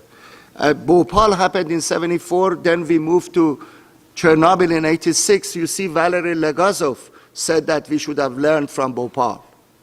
And then fast forward to 2011, Kiyoshi Kurokawa said in his report that we should have learned from 3 Mile Island, from Chernobyl for Fukushima. My point is, in year 20XY, would we say that we should have learned from SL1, 3 Mile Island, Chernobyl, and Fukushima for the next nuclear accident, or we have got enough learning? Next one, please. And the last word, those who cannot remember the past are condemned to repeat that. This is by George Santayana. Next one. This is a book that came out last year by my good friend, Professor Sirki Polikhiv. For those of you that are interested in Chernobyl, I strongly recommend you to read and buy this book. He's a Harvard professor, director of Ukrainian Institute at Harvard. What Sergei says, this is a very important thing. While world attention is focused on the non-proliferation and that, we need to strengthen our international collaboration and cooperation. And then he also says that, next one please, and the most crucial lesson that Chernobyl told us is the importance of counteracting the danger posed by nuclear nationalism. And then, of course, the issue of populism, nationalism, and anti-globalism that we are dealing with in our neighborhood here. And next one. And then I think this is a very important thing, and I want to end with that statement by Sergei, that the world has experienced one nuclear accident at Chernobyl, another one at Fukushima. The reason I put Persian Gulf over there, because there are 4 nuclear reactors in Abu Dhabi, and one in Iran, and they will be building more nuclear reactors in that area. Right now, ladies and gentlemen, we have 450 nuclear reactors in the world. 450. There are 55 more under construction. That makes it 500. And there are 4 countries that are newcomers: Belarus, Bangladesh, Turkey, United Arab Emirates. And there are some other countries, like Jordan and Egypt, that are going to build one. This is the lesson of Chernobyl that I would like to leave it with you, that we have to work hard to prevent the next Chernobyl. And I'm so happy to see such a young generation over here. I hope that you got the message. Thank you for your attention.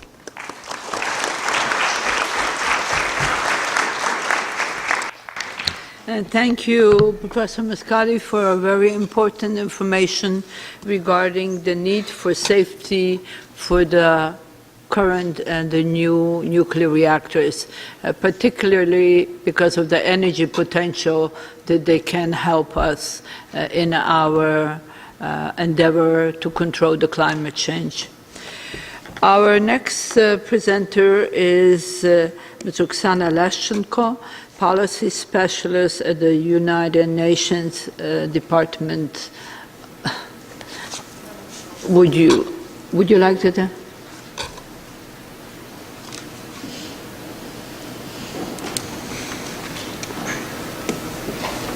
Please don't forget to put your questions on the floor. We will have some time to answer some of them. So take the opportunity to ask the questions that are most pertinent.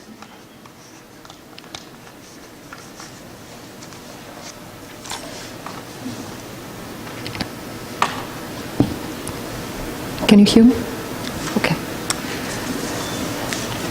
Excellency, ladies and gentlemen, colleagues, let me start by thanking the World Information Transfer, Dr. Durbak, the organizers, for convening this important meeting. I've been participating in these conferences over the last 10 years, so this is not the first time.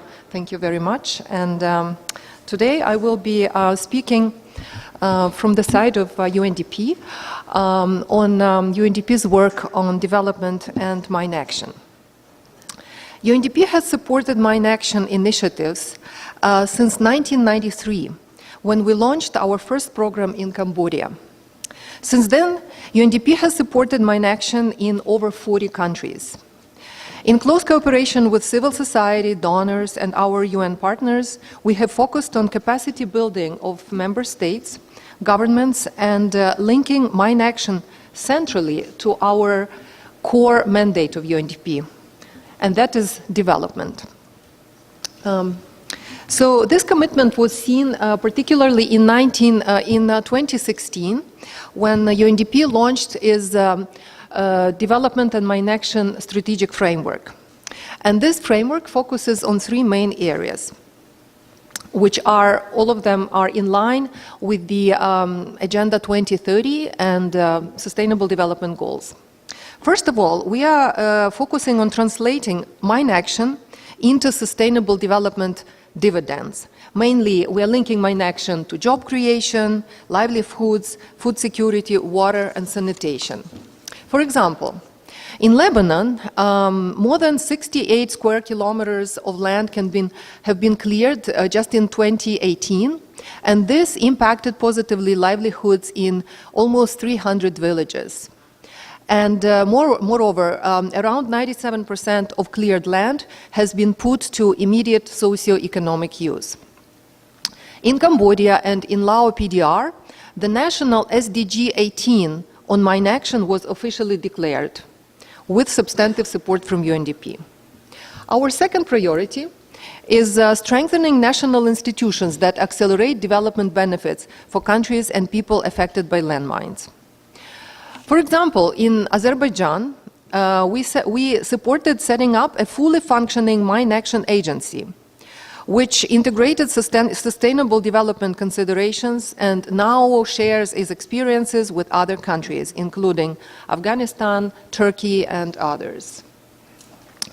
Our third priority is supporting international normative frameworks on mine action. UNDP has been at the forefront of advocating for and supporting the universalization and implementation of a number of normative frameworks, such as Anti-Personnel Mine Ban Convention, Convention on Cluster Munition, and others. This has contributed to landmine-free countries such as Albania, Jordan, Mozambique, and Uganda, which declared themselves free of known minefields and meeting demining obligations under the Anti-Personnel Mine Ban Convention. Next slide, please. Later, in 2017, UNDP and the Geneva Center for Humanitarian Demining conducted a study called Leaving No One Behind, Mine Action and the Sustainable Development Goals. This study demonstrated direct and indirect links between mine action and the whole range of sustainable development goals. For example, releasing land not only has direct impacts on reducing violence and fear, which is SDG 16, but it is also seen as an indirect accelerator for several other SDGs, including SDG 1 on poverty, SDG 2 on hunger, SDG 3 on healthy lives, and SDG 8 on inclusive growth. So you can see on this slide, there are all these really complex interlinkages between mine action and SDGs. Some of them are direct, others are indirect. And now we are using this study to design mine action policy and programs within the context of SDG implementation in our program countries. Next slide. Also, our work on development and mine action is fully aligned with the priorities of the new UN strategy on mine action for 2019-2023, and particularly in the areas of socioeconomic impact of landmines, developing national capacities, victim assistance, and linking mine action to the achievement of the SDGs. UNDP has the integrator role, and now we are also trying to aiming to use mine action as a vehicle for advancing the humanitarian development peace nexus and responding to the overarching goal of leaving no one behind. So what does it mean in practical terms of linking mine action to the overarching goal of leaving no one behind? It means that mine action will support local communities in rebuilding after conflict and putting them back on track of the road for development. The integrated approach also allows us to face the newly emerging challenges, such as forced displacement, resulting in a record number of refugees and internally displaced persons. In Syria, for example, the level of explosive hazardous contamination posed by landmines and exploded ordnances is staggering. So we are witnessing how mine action can be an enabler for creating safe spaces in the affected communities, such as in Syria, where after mine action takes place, we can launch emergency job programs, local area development initiatives, reconstruction of damaged infrastructure, so on and so forth.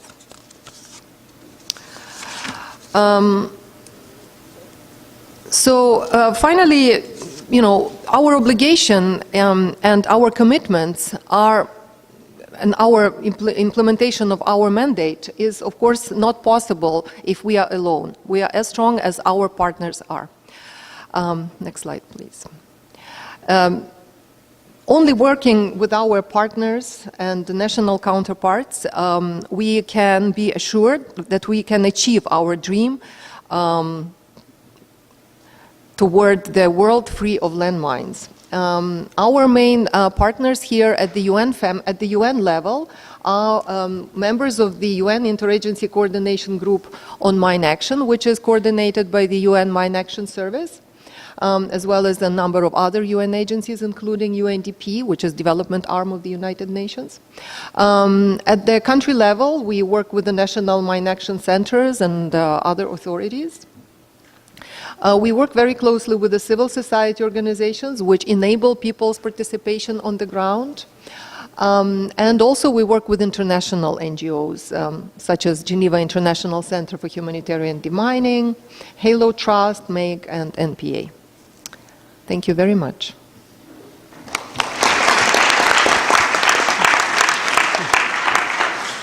Thank you, Oksana, for a wonderful presentation and giving us an update on the United Nations Development Program and how you progress from one area to another, always giving us new informative information. Our next presenter is Shoshana Fisher. She is a security consultant, has some conflict resolution from Columbia University. And Ms. Fisher, you have the floor. Great. Thank you. Thank you, Dr. Durbach, World Information Transfer, and the United Nations for hosting us. As you've heard here today, World Information Transfer and members of our distinguished panel are working on important issues related to the environment and public health, both fundamental aspects of achieving the UN's Sustainable Development Goals. Today I'm going to talk about another element related to sustainable development, conflict resolution, and our ability to create a safer world. I would like us to consider a word that is echoed often throughout these hallways and meeting rooms. It is a word that means something different to everyone, depending on where you live or what you do. I would like to talk to you about security, specifically how ensuring safe spaces at a local grassroots level impacts our communities, and more broadly, how what the UN calls human security is a fundamental framework for sustainable development. I would also like to discuss how gender inclusion is critical for both. Among many hats I've worn in my career, one of them is a black hoodie, there's a picture of me in a black hoodie, if you couldn't tell. In addition to being the Vice President of Marketing at the Big Apple Circus, right across town at Lincoln Center, I'm a licensed New York security guard, one of the few women working with that accreditation in nightlife. My personal story covers a lot of different pursuits. I was an activist in college. I was a student member of the Oregon State Board of Higher Education. I was student body president. I'm sure that these are all things that the students in here will be doing in college, which I recommend doing student government. After graduation, I was a legislative aide to the Oregon Speaker of the House. But I always wanted to live in New York, so I moved here on my own, jobless, and worked my way up through a variety of positions in theater and entertainment, ultimately leading to my work with the Big Apple Circus. The area that I found most interesting in live entertainment is my work in security. Over the last 5 years, I've worked with numerous security teams in New York in large and small venues. I've always thought the word venue is interesting because these spaces are more like communities than anything else. Thousands of people filter in and out each day to meet, work, and create memories.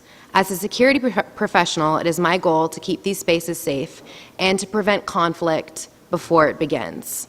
I have found that an intersectional approach to security is rarely, if ever, practiced, but when used, increases the likelihood of resolving conflict.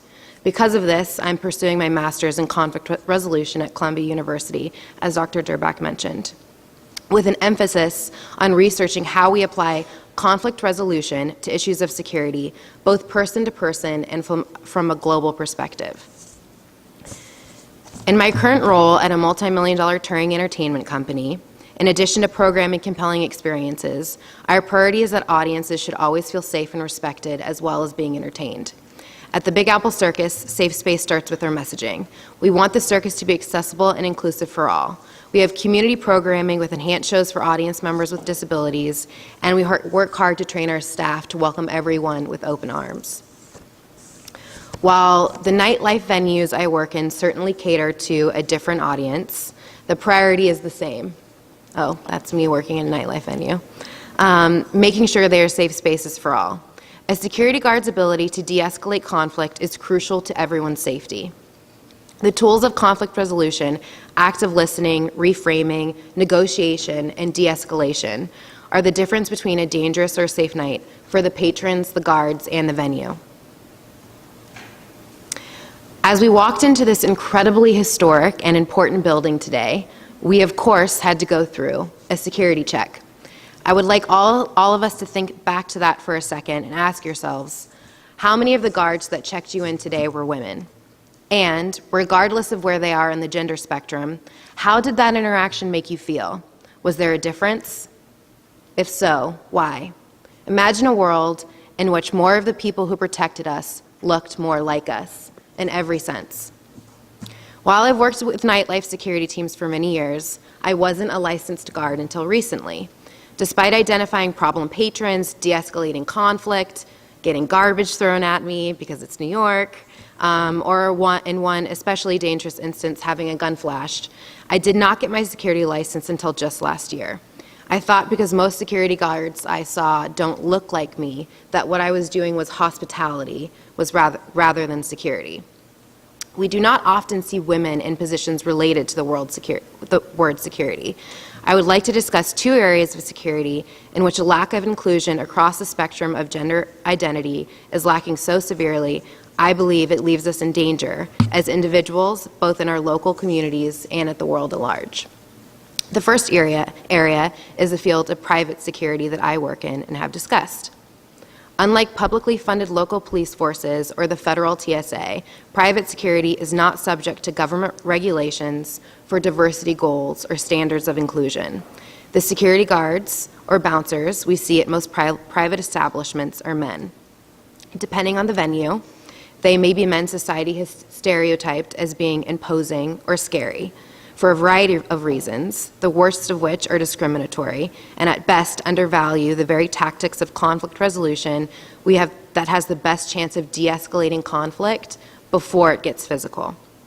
Surprisingly, the training required to obtain a New York State security guard license does not cover tactics of conflict resolution whatsoever. The second area of security I would like to discuss is a concept the UN World Development Program put forth about 25 years ago, which focuses on security as it relates to individual well-being.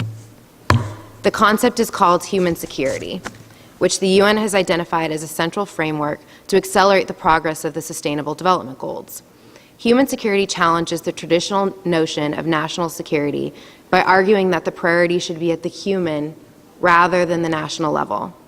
Gary Lewis, the Director of Policy and Programs at UN Environment, I think there's a quote from Gary on here, makes the connection between the degradation of the environment and the conditions which spill over into domestic threats, directly impacting our human security. UN Secretary General Antonio Guterres equates human security as a requirement to national and global security. The next slide is a UN graphic showing the elements of human security as they support the Sustainable Development Goals. People-centered, preventative, comprehensive, and context-specific. But this slide could just as easily, if you want to click to this really cool graphic design, could also describe the most effective approach to the kind of security we encounter on a daily basis. As we walked into the UN today, in malls, at the door to a nightclub, restaurants, and all live entertainment events. More needs to be done to promote these concepts in both private and global security.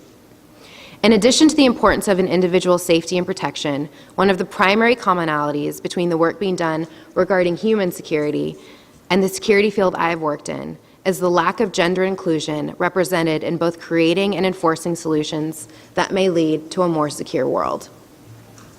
Just a few months ago in Austria, the UN held a workshop on applying a gender lens to science, technology, and innovation, also known as STEM. Scientists and technologists are on the front lines of securing our environment. According to the UN report, globally, the share of female researchers in STEM is just 29%. The lack of gender inclusion in STEM fields has real-life consequences that affect not only our daily lives, but actually jeopardize a healthier and safer future. One well-known example is how women are more vulnerable in car accidents because seatbelts were designed for the larger human body, which is men typically on average are taller and heavier. Similarly, women's health issues have also been neglected. Medicines and treatments are often developed without full consideration of how their effects will vary on the gender spectrum. In addition to the STEM fields, there is a lack of gender inclusion in the field of conflict resolution and mediation, which I am currently studying. Like STEM researchers, those who are involved in diplomatic and security negotiations are on the front lines of making our world a safer space.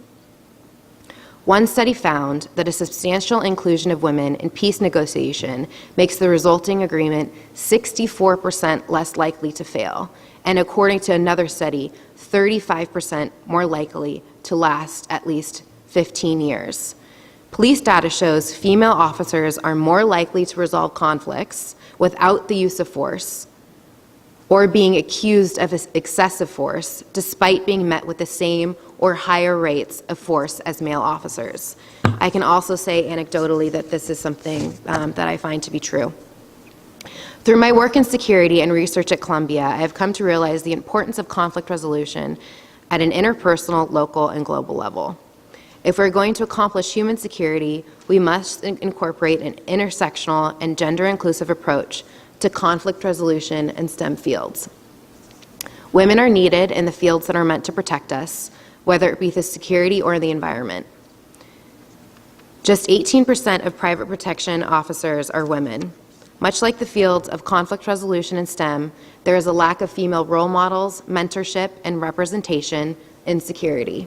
For a multitude of historical, political, and sociological reasons, women are not thought of as protectors, and thus are underrepresented in the work that is needed to create healthy, safe environments and personal spaces. When I first started to work in security, I did not realize that there was a lack of gender inclusivity in the field. It was not until there was an incident dealing with a sexual assault that I began to understand the importance of bringing a gender-sensitive approach to security and conflict resolution. One night, while I was doing what I call working the door, which is where security stand outside for 6 to 8 hours a night and attempt to de-escalate conflict before it begins. I'm sure you've all encountered this. There was a situation and an unwanted advance where a woman was groped. Because of my gender identity and personal experience, I immediately understood the situation and was able to help find the perp and quickly bring the police in. The guards I was working with also had a heightened awareness of the seriousness of the situation because of me being a woman. It is important to recognize that conflict resolution is not gender neutral, and there are countless instances in which diversity in gender and sexuality help to create safe space. Under-Secretary General Michelle Bachelet, the head of the UN Entity for Gender Equality and Empowerment of Women, says wherever there is conflict, women must be a part of the solution. I'm encouraged to see more women in positions of authority in the security field, such as Sue Bick, who's the Director of Security at Lincoln Center, whom I work with at the circus. And I think that you may have noticed in here today there was a woman guard that has been helping us out. The security and trade associations are forming women's forums to encourage more participation. However, there is still a long way to go. So, to the young women here, in addition to urging you to be a part of student government in both high school and college, I urge you to consider fields that are security related for your careers. To everyone, I urge you to remember that security needs to be inclusive and to understand why it is a sensitive issue for all. We all deserve a safer space. Thank you.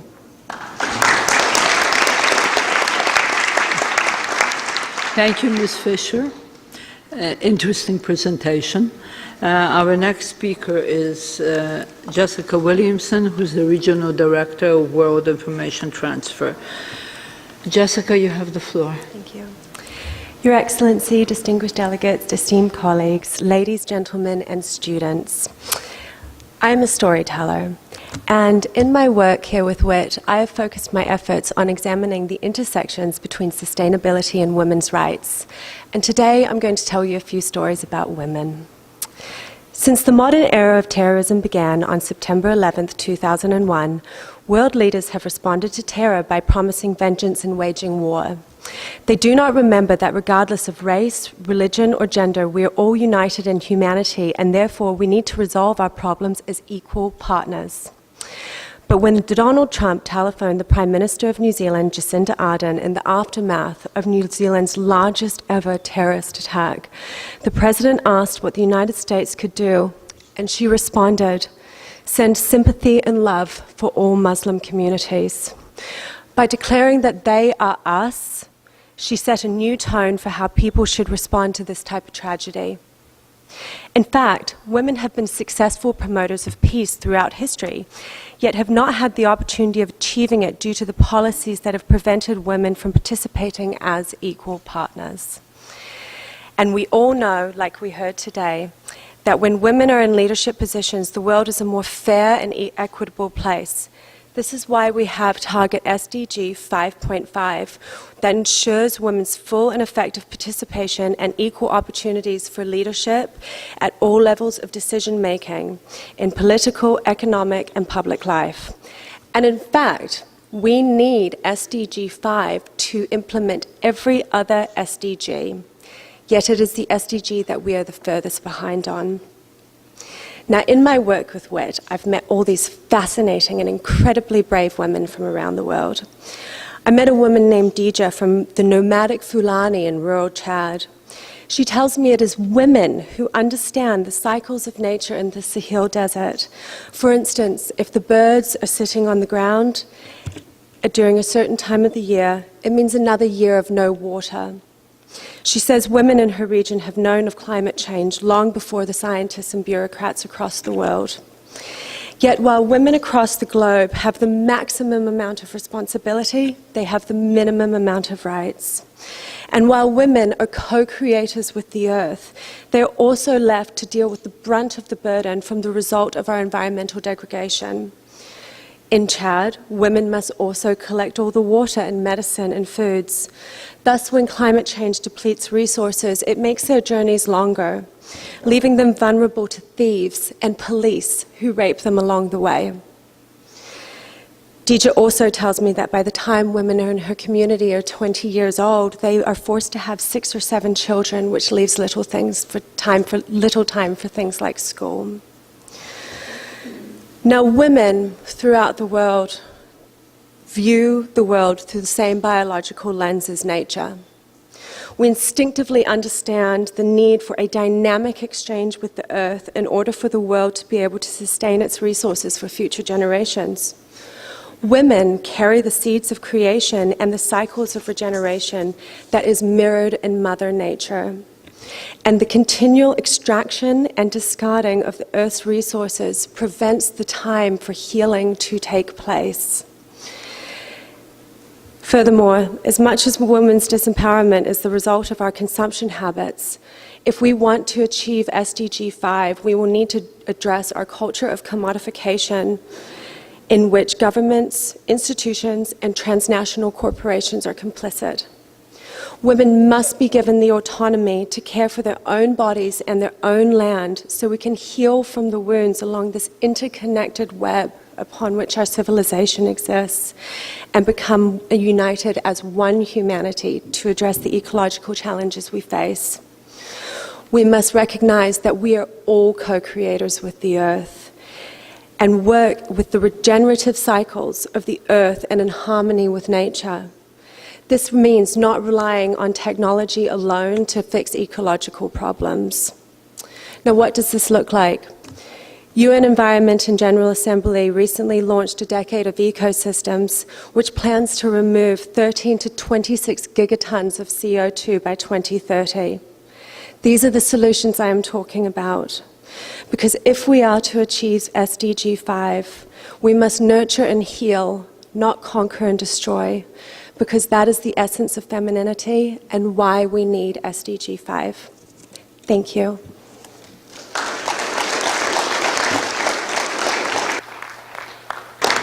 Thank you, Jessica. That was very, very interesting and informative. Our last presenter is Fari Gaba, who is our youth representative and also an aerospace engineer. So, Fari.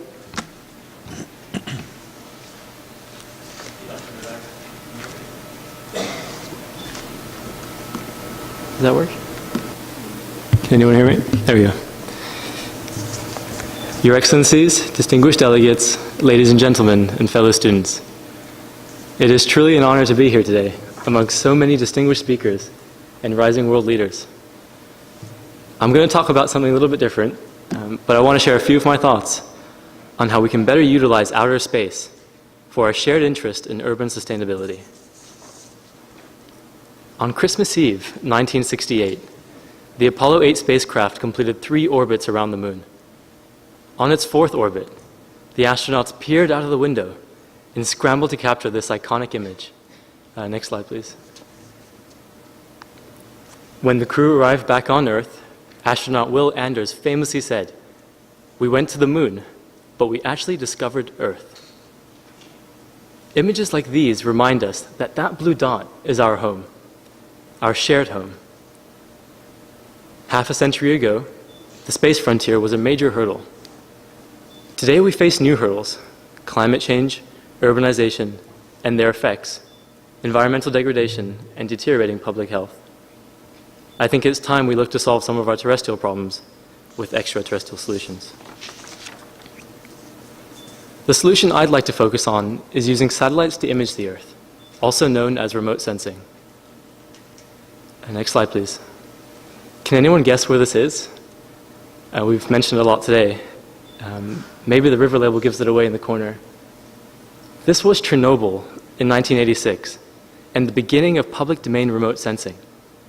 At this time, a French satellite was able to show people around the world what was happening in Chernobyl. From space, it mapped the safety exclusion zone and monitored decontamination activity. Next slide, please. This is how satellites used to look like back then. And this is what a satellite looks like today. I brought this from my work. This is the size of an imaging satellite today. Satellites have become much cheaper to build and launch. With new sensor technology and machine learning, satellite data is much more valuable. Some companies use synthetic aperture radars to capture images through clouds, at night, in 3D and beyond, and up to 1 meter resolutions. This is like reading the engravings on a dime from the other end of a football field. Other companies use hyperspectral sensors, a method for measuring infrared radiation, to determine the chemical compounds that exist in our buildings, bodies, our water bodies, our atmosphere, and our forests.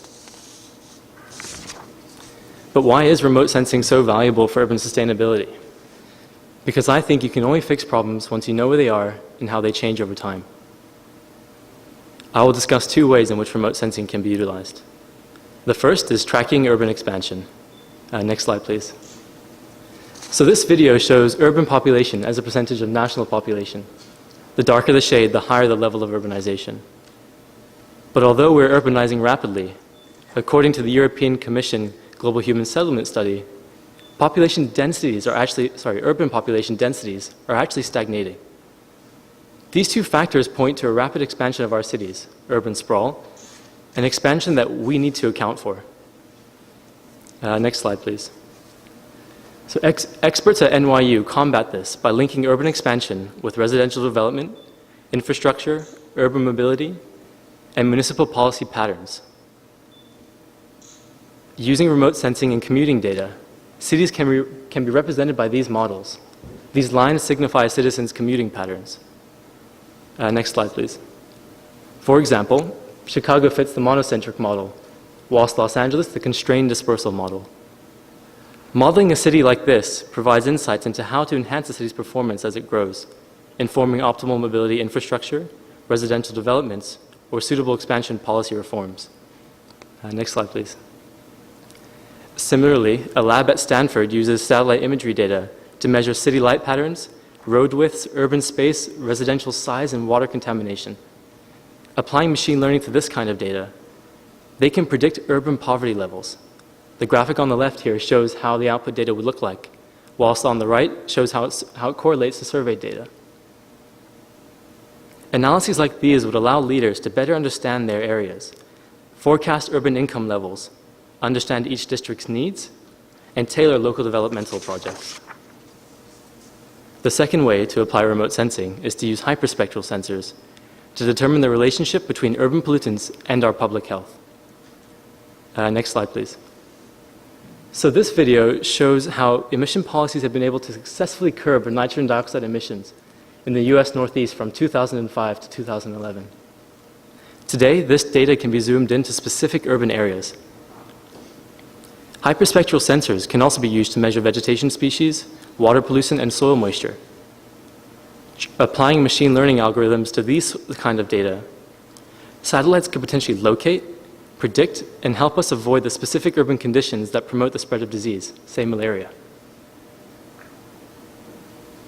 By tracking the urban environment over time and geospatially, leaders will gain a better understanding of how air pollution, policy, and location translate to public health.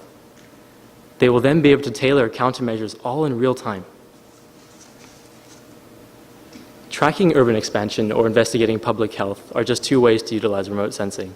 This is not to mention other uses, such as tracking illicit urban waste, natural disaster response, or responding to things like Chernobyl.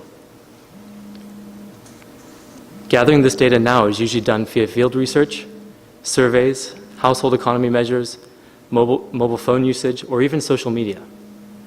Surveys are limited since they're not easily scalable. Other methods require many sensors embedded in our infrastructure, what we call a smart city solution. Some governments might restrict data collection, as we've seen with Professor Robson's talk, and they may not have the necessary institutions in place. And although smartphones are ubiquitous nowadays, data collection is very hard to scale across borders, since data is usually kept private. Next slide, please. So this is what a typical remote sensing constellation looks like. These orange streaks are actually satellites. Remote sensing provides a scalable, accurate, and inexpensive way of gathering a lot of data in real time. This will allow leaders to determine temporal relationships between urban expansion, human health, and environmental degradation. They can then draft more equitable policies that meet their citizens' needs and better plan urban expansion projects. Next slide, please. Oh, sorry. Actually, could you go back one step?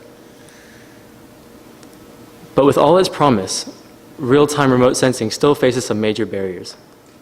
One bottleneck is actually communicating with the satellite, and this is what Odyssey is trying to solve. Since imaging satellites are in low Earth orbit, they are very close to the Earth's surface and move very fast, and are rarely in line of sight. To obtain a specific image, an operator would need line of sight to command the satellite, let that satellite take the picture, and then wait for the satellite to come around again so they can download the picture at the next line of sight. For a single satellite not in a constellation like this can take over a day. Sorry, next slide now, please. Thanks. This video shows Earth in the center, surrounded by many low Earth orbit satellites, and Odyssey's 3 medium Earth orbit relay satellites. Odyssey's architecture would allow an imaging satellite to send their data up to one of these relay satellites between this triangle and back down to the other side of the world instantaneously. This way, images of, say, a nuclear fallout, or a California forest fire, or a hurricane flood in the Gulf of Mexico can be captured and utilized in real time without the need to invest in a huge constellation like the one shown previously. Another major barrier is spectrum licensing. Via the International Telecommunications Union here at the UN, satellite operators must transmit signals in specific frequency bands and have a license to do so. But allocating whole sections of spectrum like this to single users is very wasteful. As an analogy, imagine that each time you bought a cell phone from your phone provider, you also had to reserve the rights to a specific frequency on which your cell phone could communicate. This would be specific to your phone, and whilst you weren't using your phone, that spectrum band would go unused. On an international and national level, we need more dynamic spectrum allocation methods. Spectra should be shared between users using new technology or market demand solutions. And finally, remote sensing has the potential to evolve into omnipresent observation of the world, violating individual privacy if policymakers do not address its privacy concerns. Today's technology can see through clouds, at night, in 3D, beyond the visible light spectrum, things we can't even see, and down to 1 meter resolutions. Although very valuable for sustainability causes, remote sensing is just as valuable for malign uses, be it industrial espionage, military operations, or national surveillance. Policymakers will need to carve out channels through which this data can be shared for sustainability causes and bridge this discordance between benevolent and malicious use of this data. Next slide, please. Speaking to my fellow students in the room, there is still much uncertainty surrounding climate change and what its onset means for our future. Amidst this uncertainty, I think one thing is certain. It's time for today's youth to step up, to be ambitious, and to take action. I think it's time to approach space for sustainability with the same fervor as we did the space race. I have compiled a document containing introductory resources to aerospace engineering and remote sensing. This document also contains links to remote sensing software, satellite imagery data, youth organizations, internships, competitions, coding resources, and the like. There will be a copy of this near the exit, and you can also come to me and scan this QR code to take it home digitally. Next slide, please. Sure. This is the last one. As the astronaut said in 1968, we discovered the Earth then, but we need to discover it again. Up until now, space has inspired many dreams, discoveries, and achievements for mankind. Now it's presenting us with yet another opportunity to reassess our approach to tackling the SDGs. Satellites are democratizing our data and bringing us closer together. I'd like to leave you with the following question. If you had access to imagery of the Earth every single day, how would you use it to solve problems in your neighborhood, in your city, in your country, on our shared blue dot? Thank you.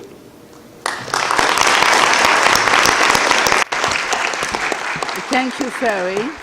It looks like remote sensing is in competition with Facebook.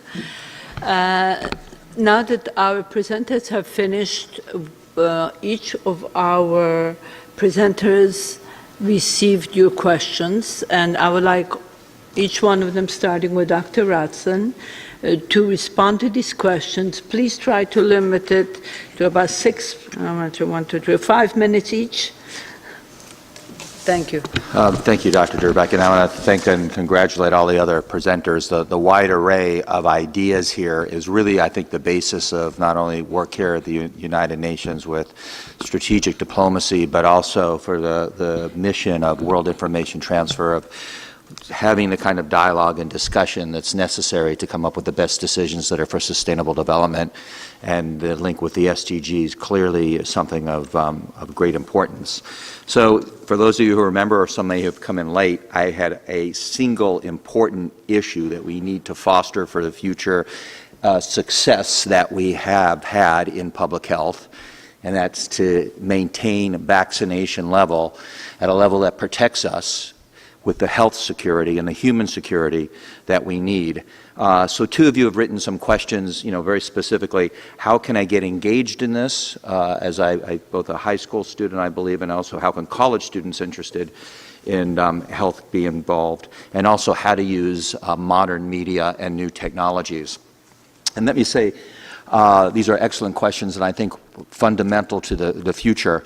When I started in health communication and began the journal in 1994, we used to say, actually, fewer than half of the world's population had ever made a phone call. Okay, that's just 20 years ago, had never made a phone call. Not never owned a phone, but a phone call. Had never made one or been involved with it.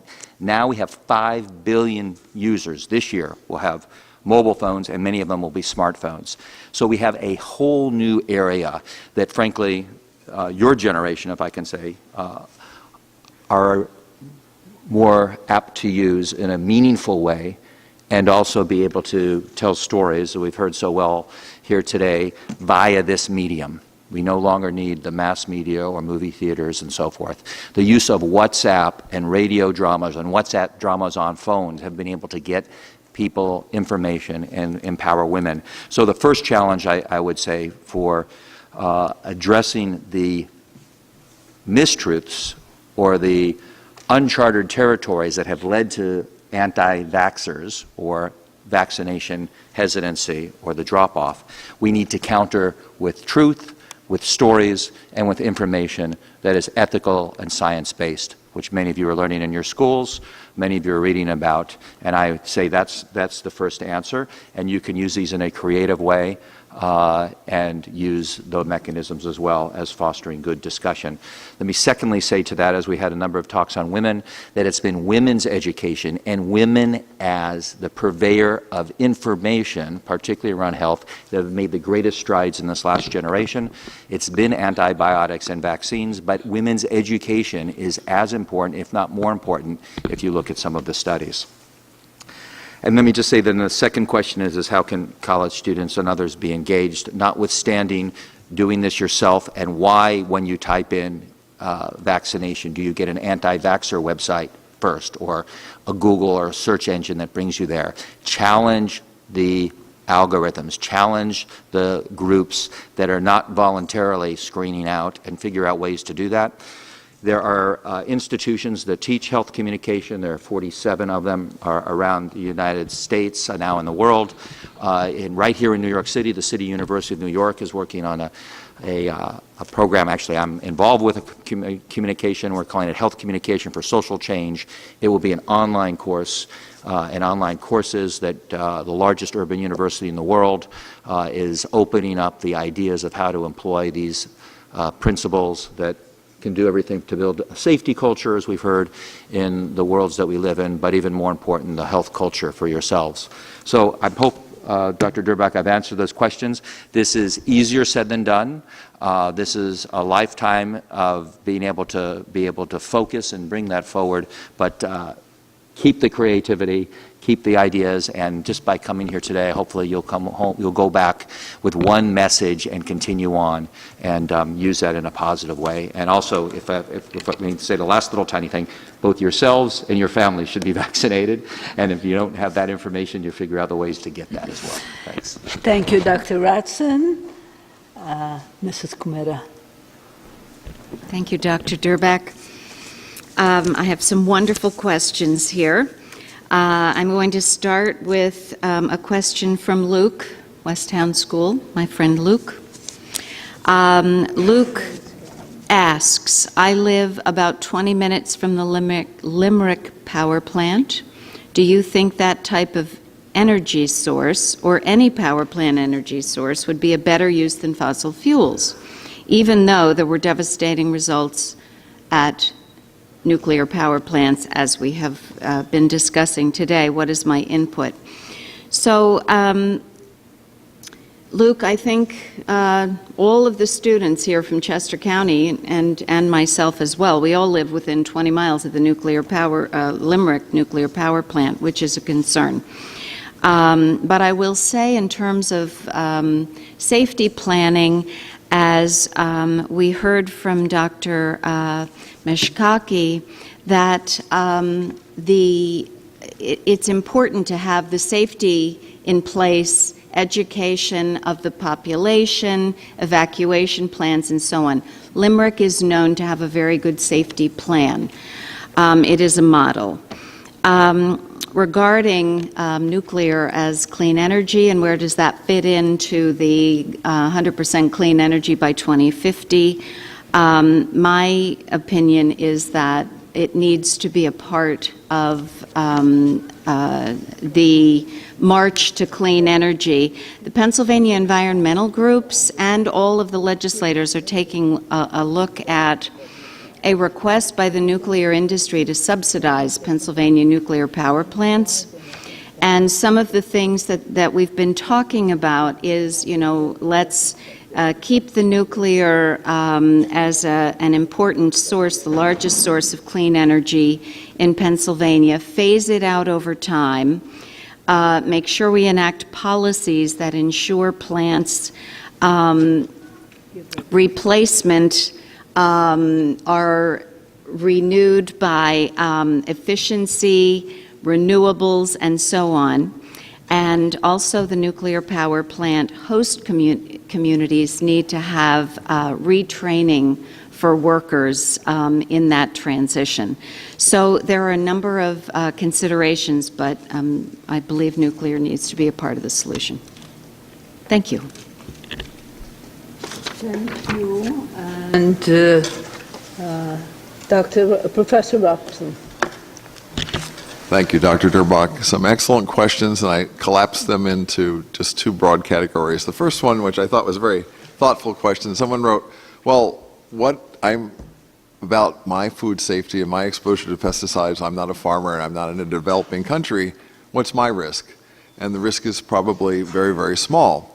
The risk to food supply to most of us in this room today is probably food microbial if something wasn't handled properly in transport or if it wasn't prepared properly either in your own house or in the restaurant. So our risk to a pesticide exposure and food safety is probably very small. The other questions, but if you collapse them, was one person wrote, well, how does the misapplication of a pesticide locally in a developing country affect us globally? And that's a really good question. And I think that we have to stop and think about what we did today. Remember I asked you what you ate? Well, you know, if you stopped at Starbucks, I can assure you that the coffee was not grown in Manhattan or even next door in New Jersey. Okay, so the food supply that we are part of, the food system, is a very global system. So even though we don't see it grown most of the time, it's grown somewhere, probably in a developing world, where the pesticide standards and things are not as safe, where people are more at risk. So there's a human risk to the people that are growing it, sort of a human rights aspect, as well as the misapplication where regulations tend to be very lax if they exist at all, and those foods make it our way. So whether it's the coffee that you had, or whether it is the New Zealand lamb, or the Italian wine, whatever you had, it probably has more frequent flyer miles than I do. And so our food system is global, and that's really what impacts us in a global way.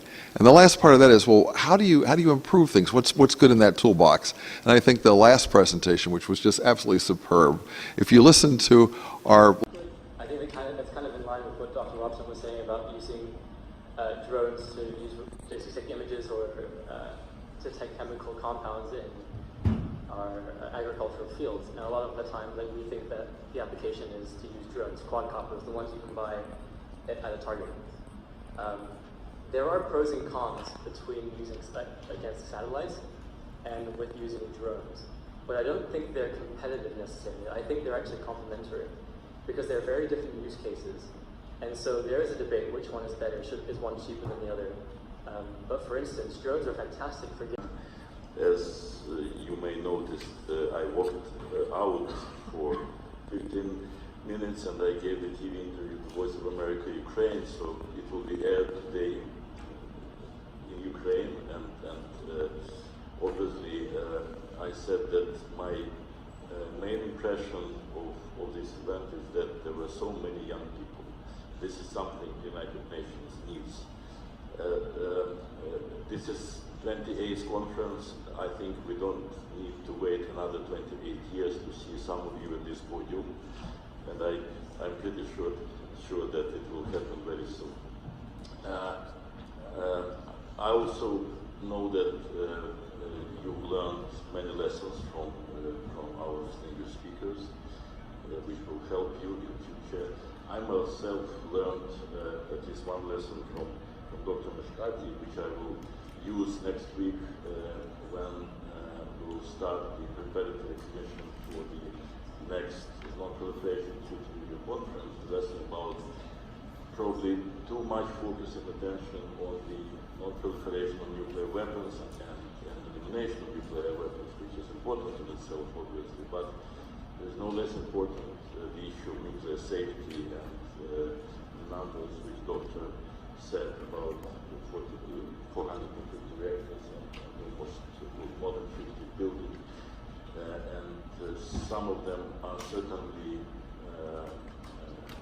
with all my respect, but they are in the countries which don't have such a level of science and development as Japan, which was demonstrated, unfortunately, by Fukushima. So we need to pay much more attention to those issues, and I will certainly mention this, say something about in my statements next week. Thank you once again. We invite you for the next year already. I'm sorry for the problem problems with security, which many of you had, but unfortunately it's not under the control of the mission of Ukraine. There are, certain new rules in this building which are established by the UN security, but we will try, of course, to avoid such problems in the future. Thank you very much, and to those of you who celebrate Orthodox Easter, which is coming, Happy Easter.